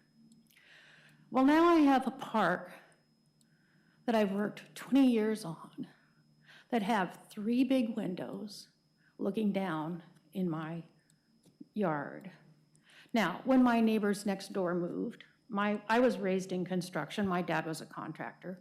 I was very well aware that no builder's gonna pay $600,000 and build a ranch. I had no expectation of that. I knew that they would build a 2-story house. I didn't know that they would build a 2.5-story house. I did not know that they would jam it on the property line, which is code, like you said, and then put water management on the left-hand side. So basically, I've got it's like 4 feet between my property line and where the water management starts. But you walk by the side of my house and you can look up, and I mean, all you see is house, wall. The person that sold the house to me came to have dinner with me. They moved to Idaho, and she goes, "Oh my God, Nancy, I am so sorry." I says, "It's not your fault. You sold the house. That was what you needed to do for your family." But there was no regard to anything about, I mean, you can look out the 2-story window in the bedroom upstairs and look in my neighbor's bathroom window in her skylight on the other side. There's no regard, and this has just got to stop. You know, a 2-story house, fine. 2.5 stories, it's wrong. I have no privacy whatsoever. I like to sit out on my backyard and eat dinner. I like to sit in the morning on Fridays and Saturdays and Sundays and have my coffee. I like to garden in my pajamas. I like to be outside. My backyard is my oasis. My backyard is my haven. And it's gone. And I can't tell you how sad this makes me and how angry it makes me that this is allowed to happen. It's just wrong. There's no thought. You know, I mean, I pay my taxes. I've lived in Lake Oswego since 1971. I've paid a heck of a lot of property taxes in those years.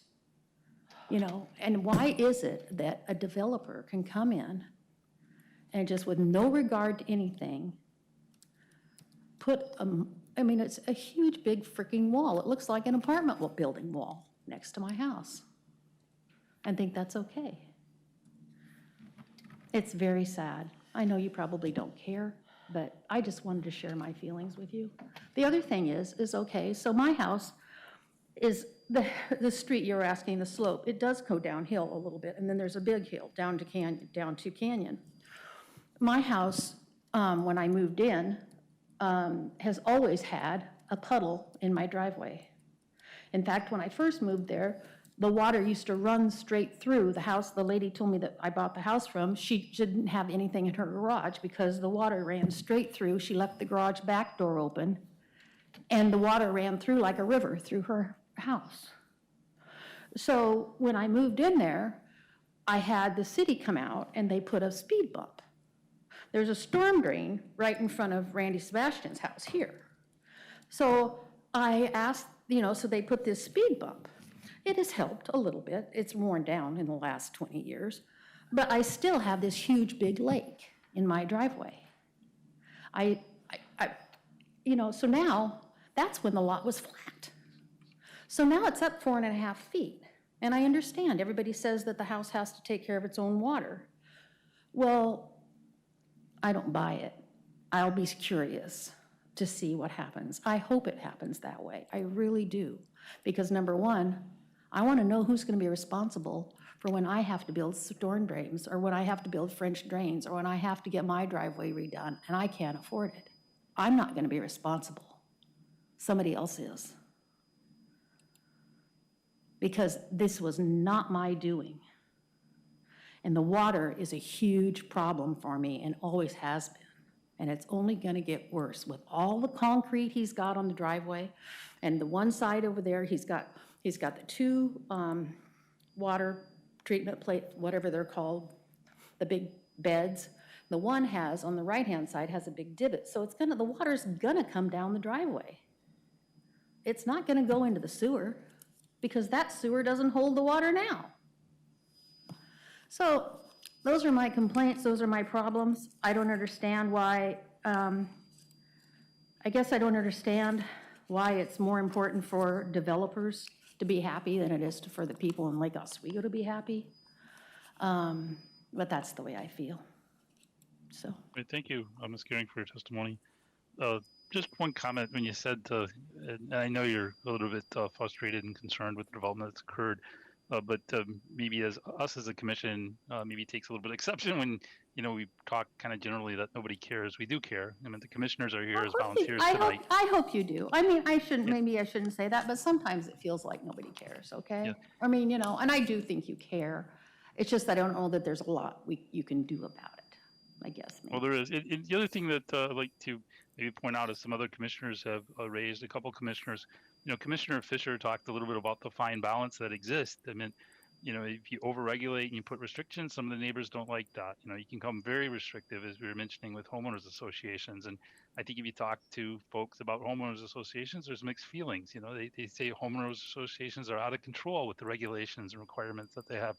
And then others, like it. But I do think, like one of the other commissioners, Commissioner Simler, was mentioning when you referred to your neighbor who sold and said, hey, there's nothing that can be done. I think those are all options. We talked a lot about the developers, and we talked, about having collaborative meetings with the developers. But, I think there's options you could explore with the neighbors too. And, and again, while I'm not an attorney, these are things that may be investigated. Does that, could you even collaborate to come up with deed restrictions on the neighboring properties? And this would be totally outside of the city and the plan commission. But, that's a possibility that exists, is working with the neighbors. And the neighbors, are kind of selling out. And I think they have to be aware of the fact that, they're trying to maximize the sales price they have, and the developers are trying to do the same thing. So, to say that the neighbors have absolutely no responsibility into this, that's kind of hard, I think, to fathom. They had no responsibility. I mean, yeah, they sold it to Renaissance, sure, because they wanted, like you say, they wanted the best thing, but they had no say in what was being built. I mean, they have some options in that. I think that's something maybe worth exploring. The people that are selling, and there's a large number of homes that are being mentioned tonight, and all these sellers are going after the same thing. So I understand, I appreciate all the issues you're raising. Commissioners, are there any other questions that you'd like to ask Commissioner Simler? Just following up on Chair Heap's comment, do you think that the neighborhood, in your immediate neighborhood, your block, do you have any idea of who would be selling their house? Yeah, I know of another person. Do you talk to them about this kind of stuff? Yeah, he's very well aware of what's going on. He lives right across the street from the It's interesting. Just thinking to myself, I don't know if any of our neighbors would be selling their house. I just wouldn't know. So I think it'd be interesting if you were able to gather at least on some level and understand who is selling their home, and be like, well, if we need to buy it as a community, or we need to do X, Y, and Z, can we gather? Can we pool money to do that? Just why not? We're not made out of money. Well, no one is. But if it's that important to you, right? Yeah, but where's the responsibility? See, where's the responsibility for the builder to think about anything except making the money? And I think what I feel is the city is more worried about I think they're more worried about the new tax revenue that they're going to get than the people that live there. The responsibility, I just think it's just, that's what I think. I can't speak to that. I'm not part of the city in terms of their coffers or taxation or anything like that. The county's going to get more tax money from a $1.6 million home than they do a $600,000 home. Absolutely. It is. I mean, it's just the way it is. They're going to. Sure. So I think sometimes, you stated it correctly though too, right? In the sense that the person who's selling it is trying to maximize, and the person who's building it and selling it is trying to maximize. Mm-hmm. And 50 years ago, when those ranch houses were built, they were the cheapest house to construct and sell. The same thing. It's just history repeating itself in that way. And I totally feel for you, so I don't want to come off as being callous. And it's just, it's hard. It's hard to strike the balance and hear both sides. And I can't wait to hear from the developer on that sense too, you know. Yeah, I'd like to hear what he said. I've tried to call him many times, like I told him, to see, long before the walls were put up, when the first foundations went up, I said, these elevations are too high. I mean, like I said, my dad was a contractor. I was raised in construction, so it's like, but anyway, that's where I am, so. Thank you for listening. Was there another question that we had, that somebody had? I see Commissioner Fisher. Commissioner Fisher, would you like to ask a question or comment? You're on mute. Hi.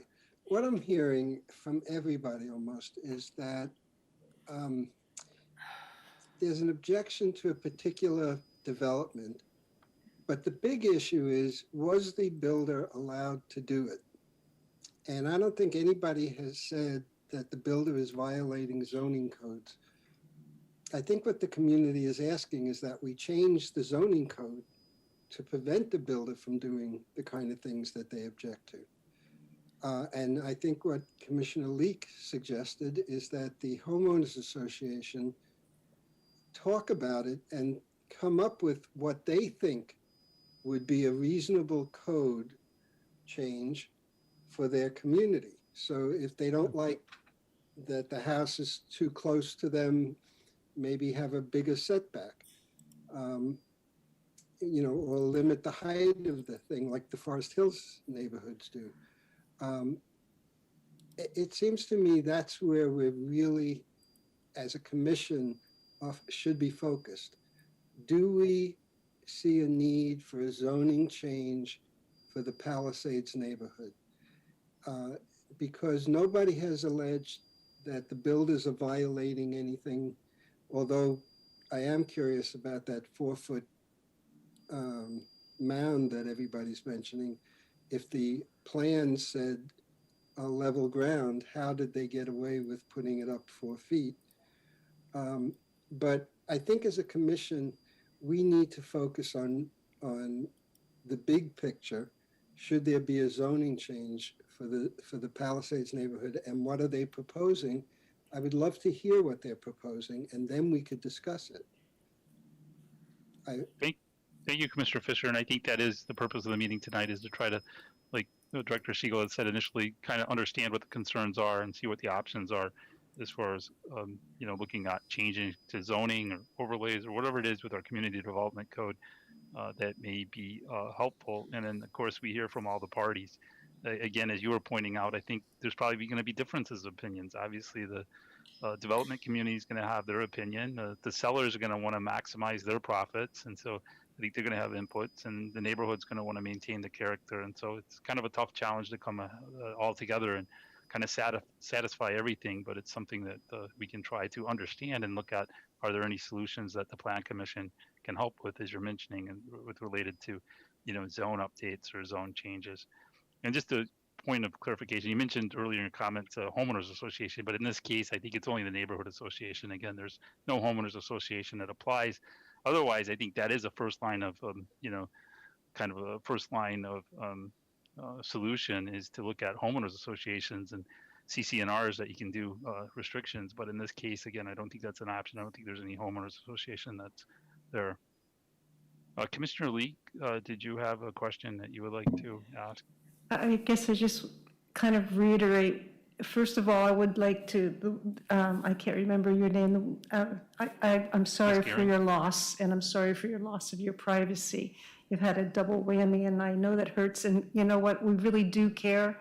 It's just, when we care, what we come up against is code. And what I hear everybody saying is, you want us to solve your problems. And it's a big, heavy lift, and I think it has to come from your whole neighborhood association first. And it takes time, and it's probably going to take some resources to do it. But other neighborhood associations have done it and achieved it, and the results are quite stunning. Thank you, Commissioner Lee. I see no other questions, so Iris, could we please call the next person that would like to comment? Tom Horman. Mr. Horman, if you please state your name and address for the record, and then go ahead and give your comments. Good evening. I'm Tom Horman. I live at 1660 Campus Way in Lake Oswego.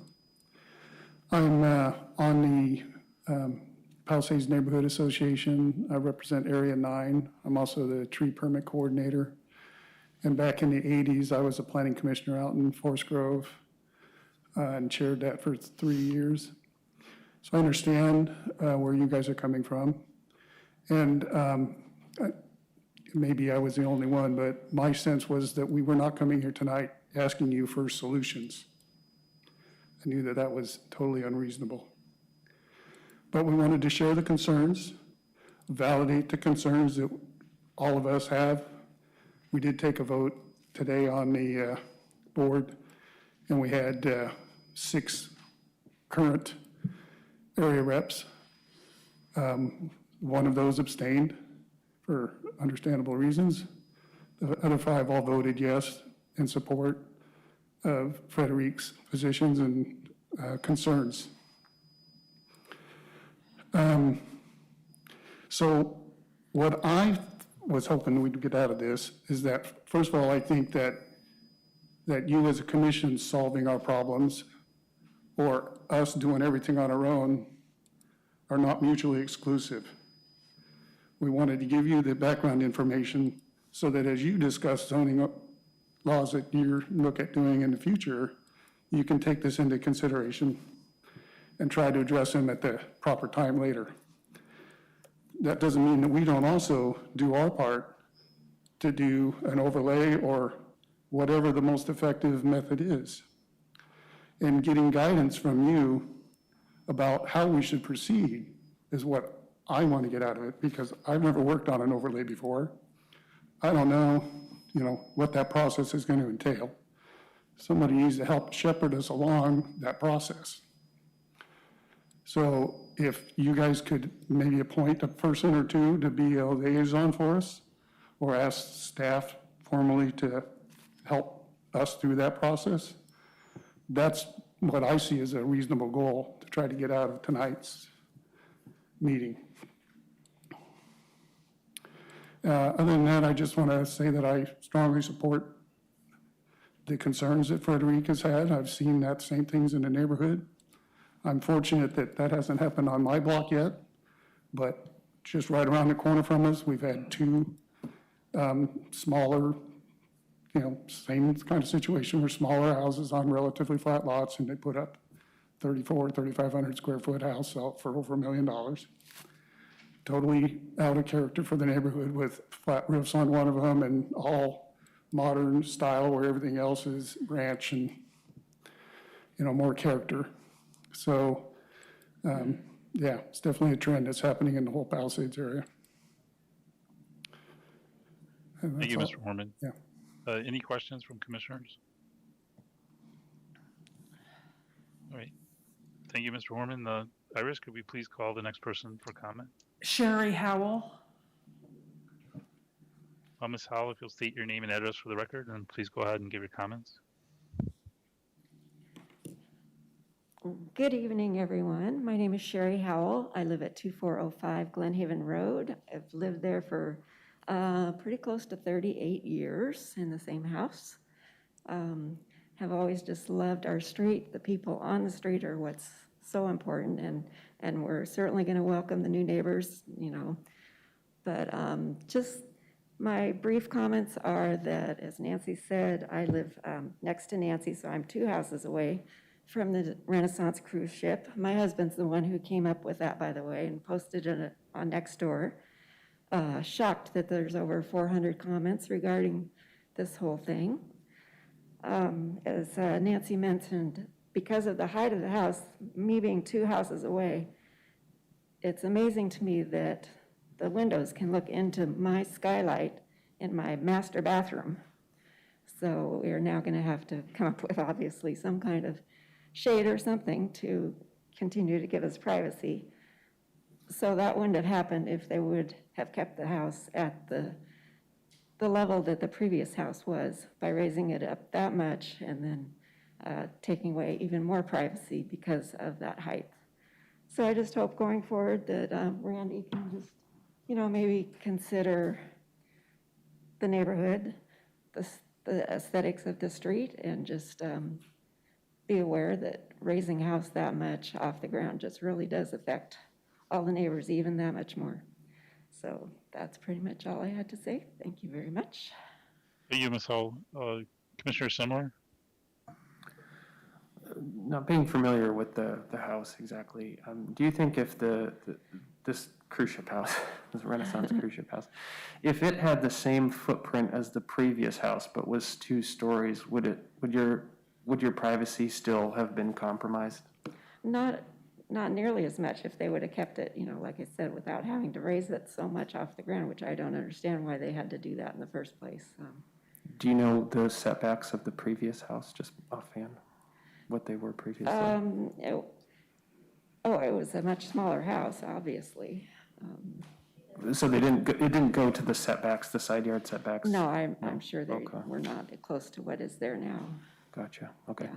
Thank you. Anyway. Thank you. Commissioners, any other questions for Ms. Hull? Thank you very much. Yeah, thank you for your comments tonight. Appreciate it. Iris, could we please call the next person that wishes to comment? Al Calabria. Thanks, Mr. Calabria. Calabria?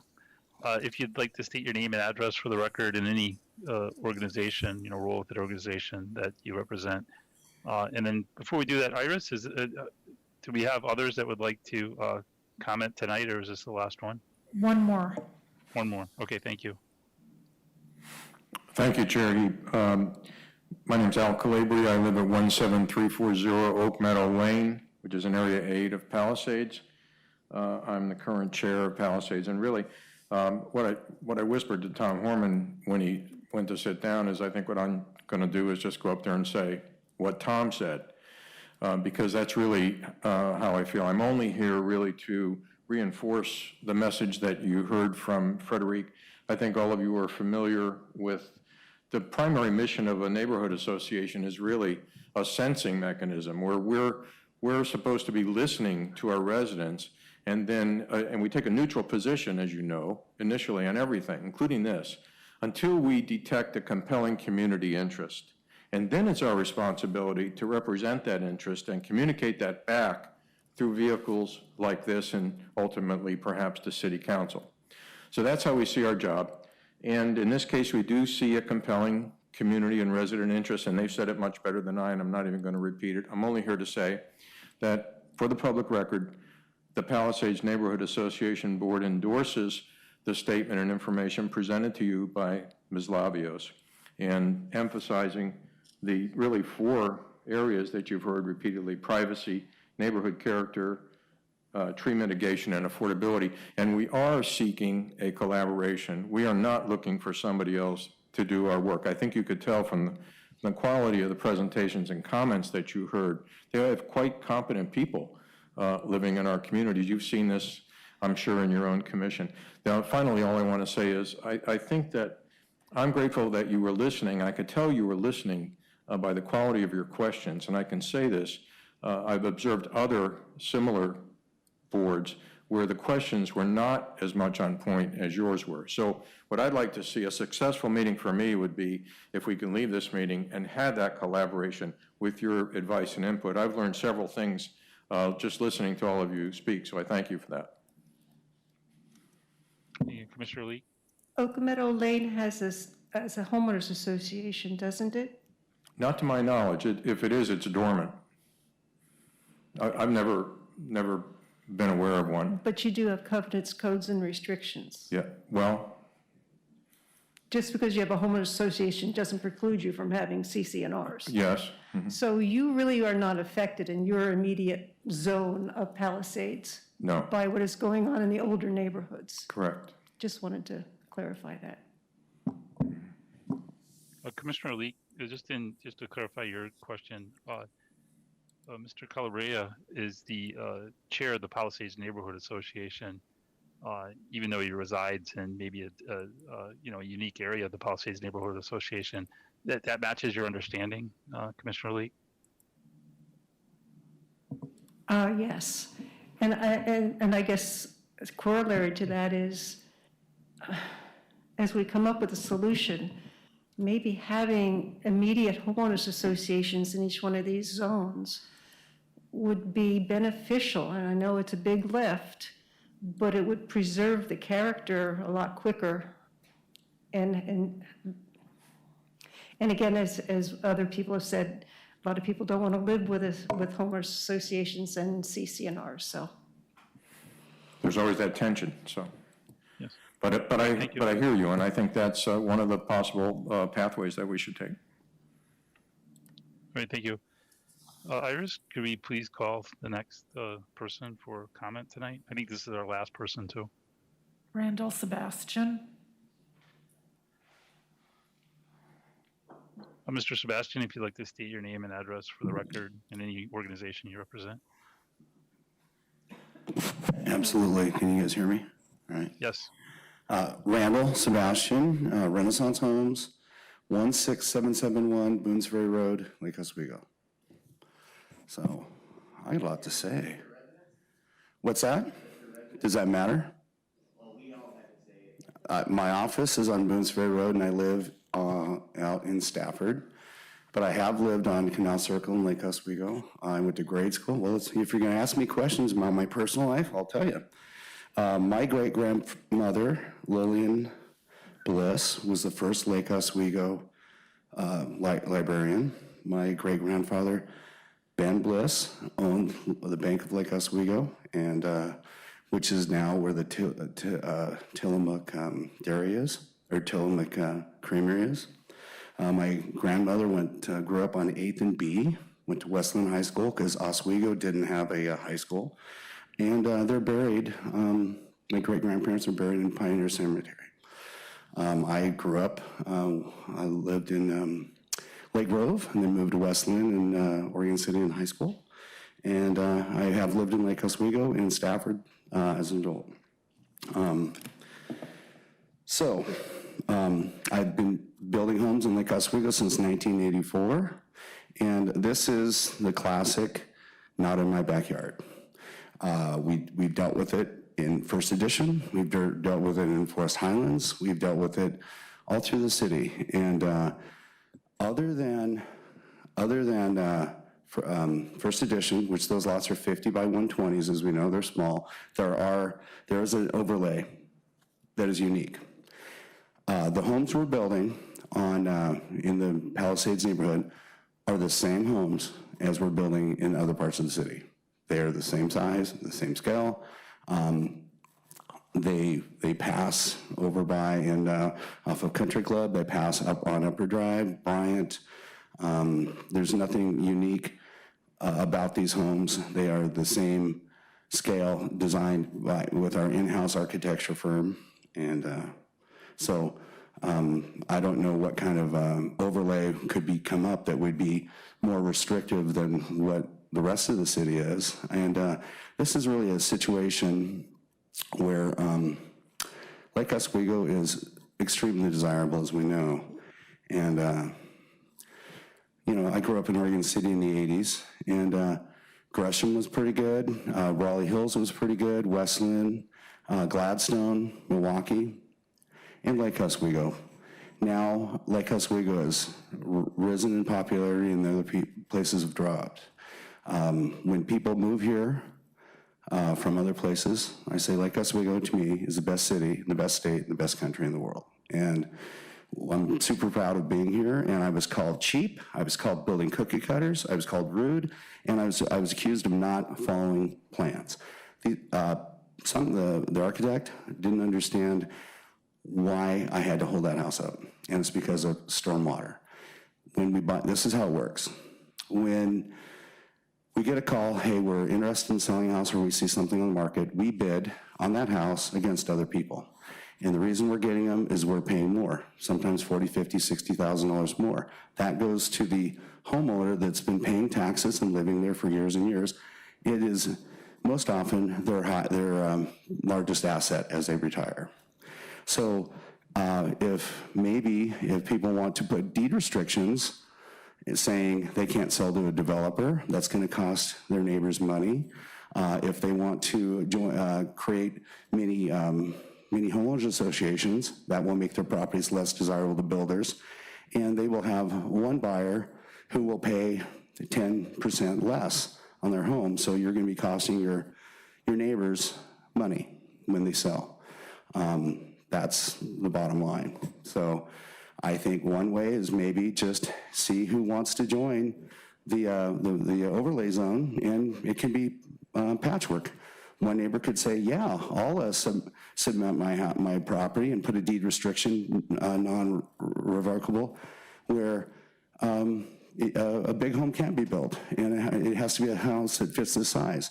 Well, then they are only going to be able to sell to a remodeler or someone else, and yeah, that is a possibility. But one thing, and Commissioner Semler brought this up, people aren't talking about middle housing, and we fought with this in Portland. I testified against it in Portland because I like building what I build, but the residential infill project came through.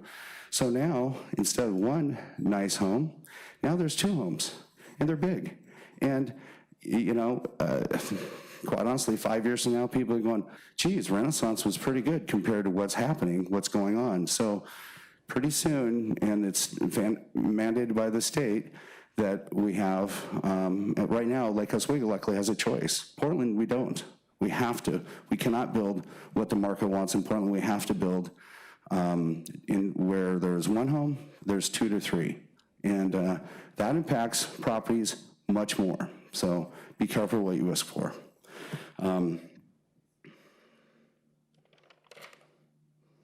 One thing people don't understand moving here, and many of the people testifying have moved here, and I love it when people move here because I love Oregon, I love sharing it with people, and obviously I'm a home builder, so I want people moving here. People don't know this. In 1973, Senate Bill 100 went in. It established the urban growth boundary. It's the most progressive land use laws in the country. I used to have an office in Seattle. It's easier to get land in Seattle than it is in the Portland metro area. There's more of it. People go, how's that happen? Well, only 2% of Oregon's land mass is available to residential living. The rest of it's timberland, the rest of it's farmland, the rest of it's industrial, the rest of it's state land, federal land, county land. Only 2%. It's a very small percentage. So the urban growth boundary in Senate Bill 100 is working. It's requiring us to recycle land. And we have people moving here from all over, and they love Lake Oswego, and they want what they want. I've been accused of not following code. Well, I follow code, exactly. We are really, the city of Lake Oswego is very sophisticated. It's very hard to build. And most of my friends that build have quit.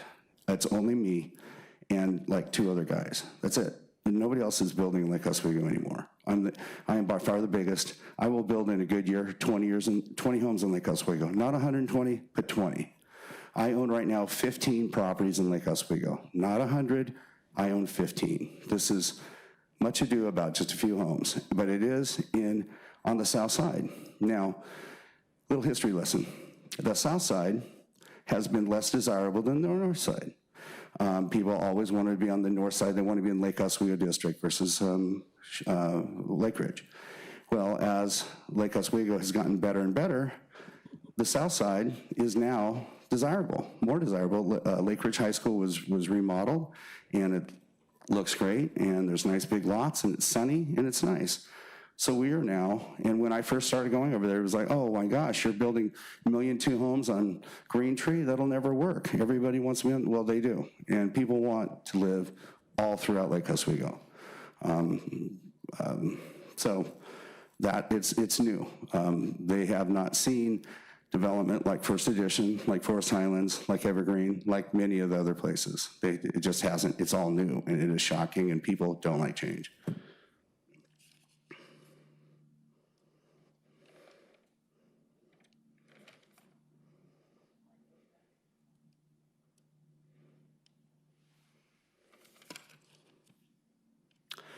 The complaints about the one house that's high.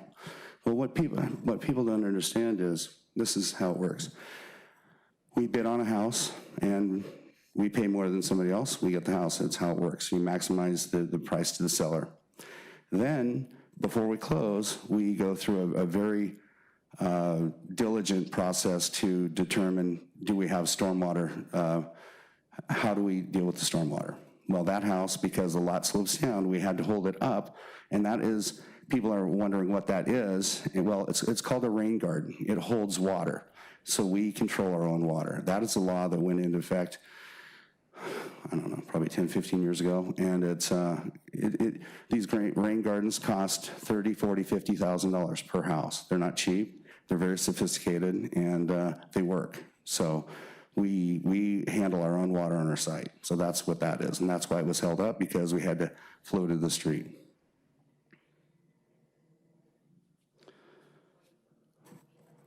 So, I don't know, I've been just talking. Questions? I'm sure there's plenty. Yeah, thank you, Mr. Sebastian. Commissioner Lee, you have a question? Mr. Sebastian, this isn't a question so much as a possible request. I think everything you said about your history and your love for, and dedication to Lake Oswego is all valid. I thought the comments earlier about quality were out of line because that's subjective. But is it possible, as you move forward in the Palisades area, to be a little more sensitive to the scale of what you're building, instead of taking plans that you've worked with before and no sell, to maybe rework them to be more compatible with the elevation of the neighboring homes? I'll take that under consideration, certainly, but it would be very, very hard to have a separate building approval process for the neighborhood designed by committee. No, I'm not asking for a neighborhood approval process. I'm asking for you, as a builder, to take this information and the things we've heard tonight and incorporate it as you move forward. Certainly, we are the #1 infill builder in the city of Portland, which is very tough to do. We're the #1 infill builder in the city of Lake Oswego, which is also tough to do. And in Portland, we have done that. We have toned our houses down a bit, and As the old expression goes, you attract more flies with honey than vinegar. And the advantage that we have is we have our own architects. We have our own designers. You can do this. We can. It's not that we're using outside people, but a lot of people, they just don't understand how tough it is. And it's so hard to build homes in Lake Oswego. I'm not complaining.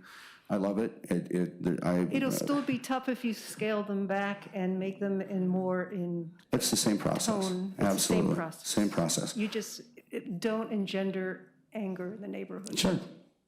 Well, that house had flat roofs. Obviously, light is big in Oregon. You want a lot of light coming into your homes. I'm sure we or the future owner will put blinds up for sure and just let soft light in for sure. But that was a flatter roof. It wasn't a gable roof on that side, so we toned that down already.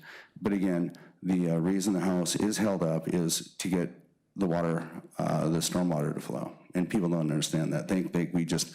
I was accused by the architect of lifting the house up by those retaining walls to put dirt there and then be able to build the house up. Well, I'm spending a lot of money for no reason.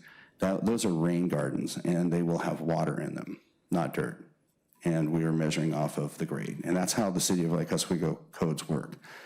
And you have a very, very excellent building department and planning department, and these homes are looked at heavily. Thank you, Mr. Sebastian. Commissioner Sumler? I want to echo Commissioner Leake's comment about maybe just being more engaging with the community. And from what I'm hearing, I understand where you're coming from as someone in the construction industry, the building industry. I hear you. And more restriction only passes cost off to other people, and I think a lot of people don't realize that. And being a designer, I came from California, where it's highly restrictive, and places like Beverly Hills and the Palisades of Santa Monica, and the amount of red tape that you have to cut through just to build a home is astronomical. So I'm not always for additional restrictions being put on, whether it's a homeowner, whether you're you're doing your own development or a developer is coming in, because it's hard to say. All that cost needs to get offset in some way. But I do feel that these people are asking you, who you pride yourself in being one of the premier and one and only builders in this community, to be more receptive to communication. And a lot of what I'm hearing, and correct me if I'm wrong, from other commissioners, it's the one-off properties that are really off-putting.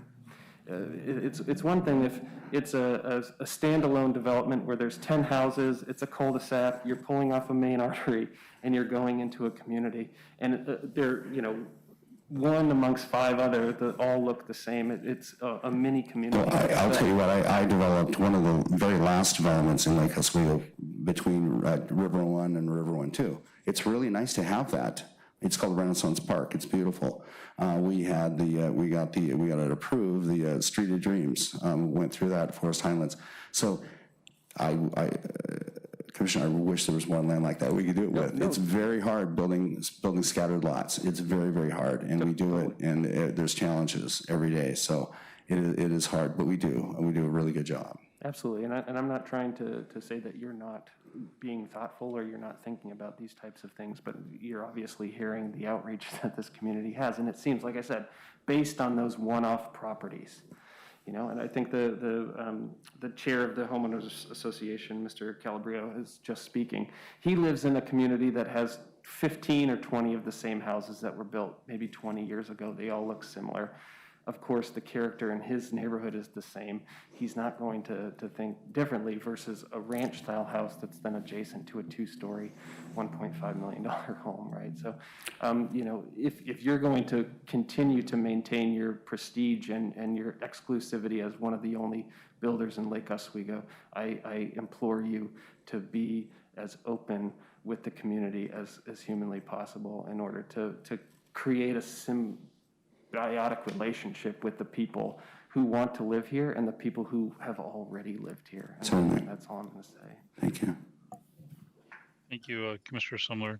Well, the only thing that I would point out is, I think we really appreciate Mr. Sebastian coming out. It shows he does care about the community. He took time out of his evening. He's talking to us here late at night to try to, comment on the concerns he has. But as was pointed out earlier, I don't think it's just, Renaissance Homes that's going to be the only builder. And so as we reach out to Mr. Sebastian and Renaissance Homes, I mean, there's other developers here that are all going to go be trying to solve that same problem. How do they maximize their profits? How do they buy a home? So it's not just Renaissance Homes that I think,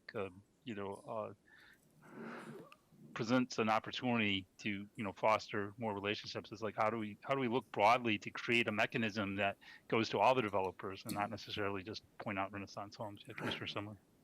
Sure, and I want to echo that, Chair Heap, that I'm not trying to pick on Mr. Sebastian in this case, and I think in some way as a business measure, you differentiate yourself by doing things differently, and Lord only knows that doing something differently in this case by tapping in would differentiate you as a builder and only help your business and only help your standing within the community. And so I think whether it's overlays, whether it's regulatory or just self-regulation in this case, being self-driven would be a real pro for everyone. It sounds like it's a win-win. Thank you. And when we buy homes as Renaissance Homes, when we buy a home, people know what we're doing. It's no surprise. And many of the people, we're competing with other developers because these homes are selling because the land is so expensive, it's so valuable, more than what the structures are worth. So we're competing with other developers. Why are we getting more? Maybe we can pay more, but we have a better reputation and they're selling to us over other people. Well, if we're gonna have it, it's Renaissance. It's funny. I lived on Canal Circle in a 1937 bungalow, brick, beautiful, cute. I mean, just pretty, it was scaled. It was the superintendent of the canals when the lake was being built. It was his house, and beautiful. I lived there for 5 years. I didn't want that house torn down. And I put it on the market. I was moving back to my Stafford house. I just wanted more space. And so I put it on the market. And I love that house, and I didn't want it torn down. And I had it, somebody looking at it was under contract. And he told me, I'm going to I love this house because I remodeled it, and it was my little baby, and it was on a 14,000-foot lot on the canal with 75 feet of frontage. And this guy said, "Oh yeah, I'm gonna build." Or excuse me, he said, "No, I'm not gonna build. I'm not gonna build a new house. I'm going to live here." I said, "Oh great." And we didn't. Thank goodness we didn't have it signed. And I heard from a friend that he was down at the city talking about how big of a home can be built and going through the process, the due diligence. I said, "Oh, heck no. If anybody's going to build a new house there, it's going to be me." So I tore the house down. We tore it down by hand, brick by brick, and saved all the bricks. And so, I'm just not a smash, heartless guy, obviously. I'm here for a reason. But I wasn't invited to this meeting. I'm not on, what's it called, Nextdoor. I'm not on that. I think it's just a toxic thing for people to be part of. It's just the people just complain. I've heard. I'm not even on it. But I had screenshots sent of that. And I came thinking that there might be torches and pitchforks, and there kind of was tonight. And so I really find it difficult to work with people that are attacking and calling me names and calling my houses cookie cutter and cheap, because they're not. And I think that's slanderous. And I appreciate if there is going to be dialogue, from now on, people have a better decorum against me and against the city of Lake Oswego. Thank you, Mr. Sebastian. Commissioners, I see no other questions. So, Iris, I do think we have one additional person who would like to give comment, and then I'd like to end it here for tonight. So this is going to be our last comment. Thank you. Ricky Rimpaw. Thank you. Mr. Rimpaw, if you'd like to state your name and address for the record. Me. Hi, my name is Ricky Rimpaw. I live at 2584 Green Tree Road. I've lived there for almost 31 years.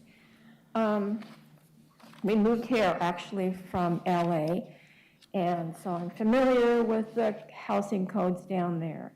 One of the reasons we came up here was because of the beauty and the trees. And I want to take exception to what Mr. Sedler said about 50 years ago when these houses were built in this neighborhood, and some of them were built even longer than that, that there was new growth maybe going on. I have about 28 fir trees in my backyard. They're over 100 years old, so it wasn't 50 years ago that they were planted. And it doesn't take 50 years for a fir tree to grow. It takes a long time. And what I get upset about is I see builders coming in, and not just Randy, but other builders too, coming in and taking down these huge, beautiful trees that I thought Lake Oswego was known for as a tree city, and either planting, well, in this case on Glen Haven, no trees at all. They're bushes and they're all dead. Taking down trees, especially on the house on that corner, those two houses he put in. He took down, I don't know how many trees back there. Many of them didn't need to come down. It had nothing to do with building the house. They were in the back towards the other property line. I saw no reason for them to come down, as did many of my neighbors too. And they're never going to grow back like they were. It takes longer than 50 years for those trees to grow back. So I take exception, and I'm just saying that it does take a while for these trees to grow back. And that's one reason we moved here. That's one reason we bought the house, because of our trees. And I don't know if you've ever been down Green Tree Road or Glen Haven. Most of my neighbors all have, fir trees. We have periodic groves in our neighborhood. I happen to have a grove in my backyard. I wanted to just also bring up the issue that the house at 2740 Glen Haven, there's a house down there that went on the market. I forget when it went on the market, beginning of the year. They remodeled the whole house. It's a really nice ranch-style house. They remodeled the whole house. I went through it when it went on the market. To look at it, I like to look at houses. You never know what you might find. And as I was coming out of it, there was another couple who had been looking for houses to buy in our neighborhood. And they asked me, they said, is this, and they were serious about buying this house, and they asked me, is this a good neighborhood to live in? I go, well, I've been here for 30 years. It's a really nice neighborhood to live in. It's walkable, it's doable, people know each other, people take care of each other. And we love it here. And they go, well, you know, that's great to hear because we've been looking for a house and this house would be perfect for us. And in fact, he said, we're gonna call our realtor right now and make an offer on the house. I believe that house was on the market for $640,000. So we waited and I thought, well, they're gonna get this house. I was waiting for a sale pending sign to go up and it never did go up. And then later I learned that the house sold for $950,000. Way over the $640,000 asking price. And then I heard, well, we think who bought it was Renaissance Homes. And sure enough, a sign went up yesterday or the day before, sometime this week, that Renaissance Home was going to go in. And I can guarantee you it's probably going to be a tear down, which it is gorgeous inside. I don't know why you would tear something like that down. And on that lot, paying $950,000, I'm really worried that he's probably going to be putting 2 houses on the lot, the same that he did on the corner of Canyon and Glenhaven. Because the corner on Glenhaven and Canyon, there used to be, the man that lived there years and years ago, he was a really sweet guy. He had a really nice house there. Over the years, it kind of went downhill.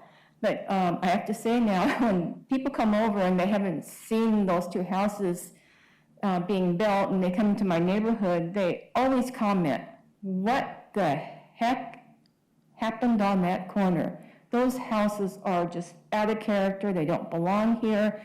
They're boxy houses. And like he said, cookie cutter houses, but they're big. I mean, they're big houses. They're bigger than most of our houses in the neighborhood. And they have no character, absolutely no character. So I just wanted to comment that it does change our neighborhood. It does change how we feel about it. And I'm really upset about cutting down the trees. And it's been happening all over Lake Oswego, not just in the Palisades. And I don't know and I know that people are talking about changing our tree code, but I think if anything, we should be making it even stronger because the city is losing trees. And I have to say 30 years ago, and I know we have more traffic and more people living here, but there had been so many trees cut down that I was never able to hear traffic noise in my house. And at night, I hear traffic noise all the time. And partly, I believe, because of the screening that came down with the cutting of all the trees that's been going on in Lake Oswego. But that's all I wanted to say. So thank you. Thank you for your comments, Commissioner Sumler. I just want to say sorry for the generalization, and I believe you that I don't think that all the trees that exist in your neighborhood were planted when those houses were built. There have to have been existing trees, so I'm sorry for making a generalization. Yeah, I just wanted to clarify because I didn't want somebody to think if they've never been in our neighborhood, that's a newer neighborhood in Lake Oswego, like built 50 years ago, yes, but not, there wasn't bare ground there before it. Sure, but I think you and I could agree that there's probably a certain percentage that had been planted when those homes were built. I'm sure, right. Amongst existing. Oh, yeah, sure. Okay. Of course. Thank you. Great, thank you. I think that was all the folks who wish to give a comment tonight. So I thank everybody for coming out. We heard a large diversity of opinions and input, so we appreciate that and appreciate it from hearing from developer, from Renaissance Homes and Randy for their perspective. And so we as a commission then will work with staff and see, what are the any possible next steps. And so we really appreciate hearing all the input. With that, I'd like to move on to our next agenda item, which is a schedule update. Director Siegel, is there an update you'd like to give for a schedule? Yeah, thank you, Chair Heap. Maybe this is a follow-on or follow-up to the conversation that you just had. Sure. We will take the lead from the Palisades Neighborhood Association in terms of when they're ready to engage, with the staff. But in terms of putting anything on the Planning Commission's work plan, that would, of course, require review through your goal setting process and council direction to take on a new, neighborhood plan or overlay or anything at that scale. So we'll work with the neighborhood association and see what progress they're able to make if they decide to pursue that at all. The schedule update, there's no business actually scheduled for your next meeting, the first meeting in September. And so staff, I believe the next regularly scheduled meeting is at the 26th. The second meeting in September, you have a public hearing scheduled for review of the flood management overlay. That's what's coming up in September. And that concludes the schedule update. Okay. I don't believe there's anything else. That was our last agenda item for tonight. So again, thanks everyone for coming out and giving comment. Thanks to commissioners and for staff for staying a little bit later tonight to hear everything. I really appreciate it. So with that, we'll adjourn. Thanks. Good night. Night. Night, everybody. Evan, can I?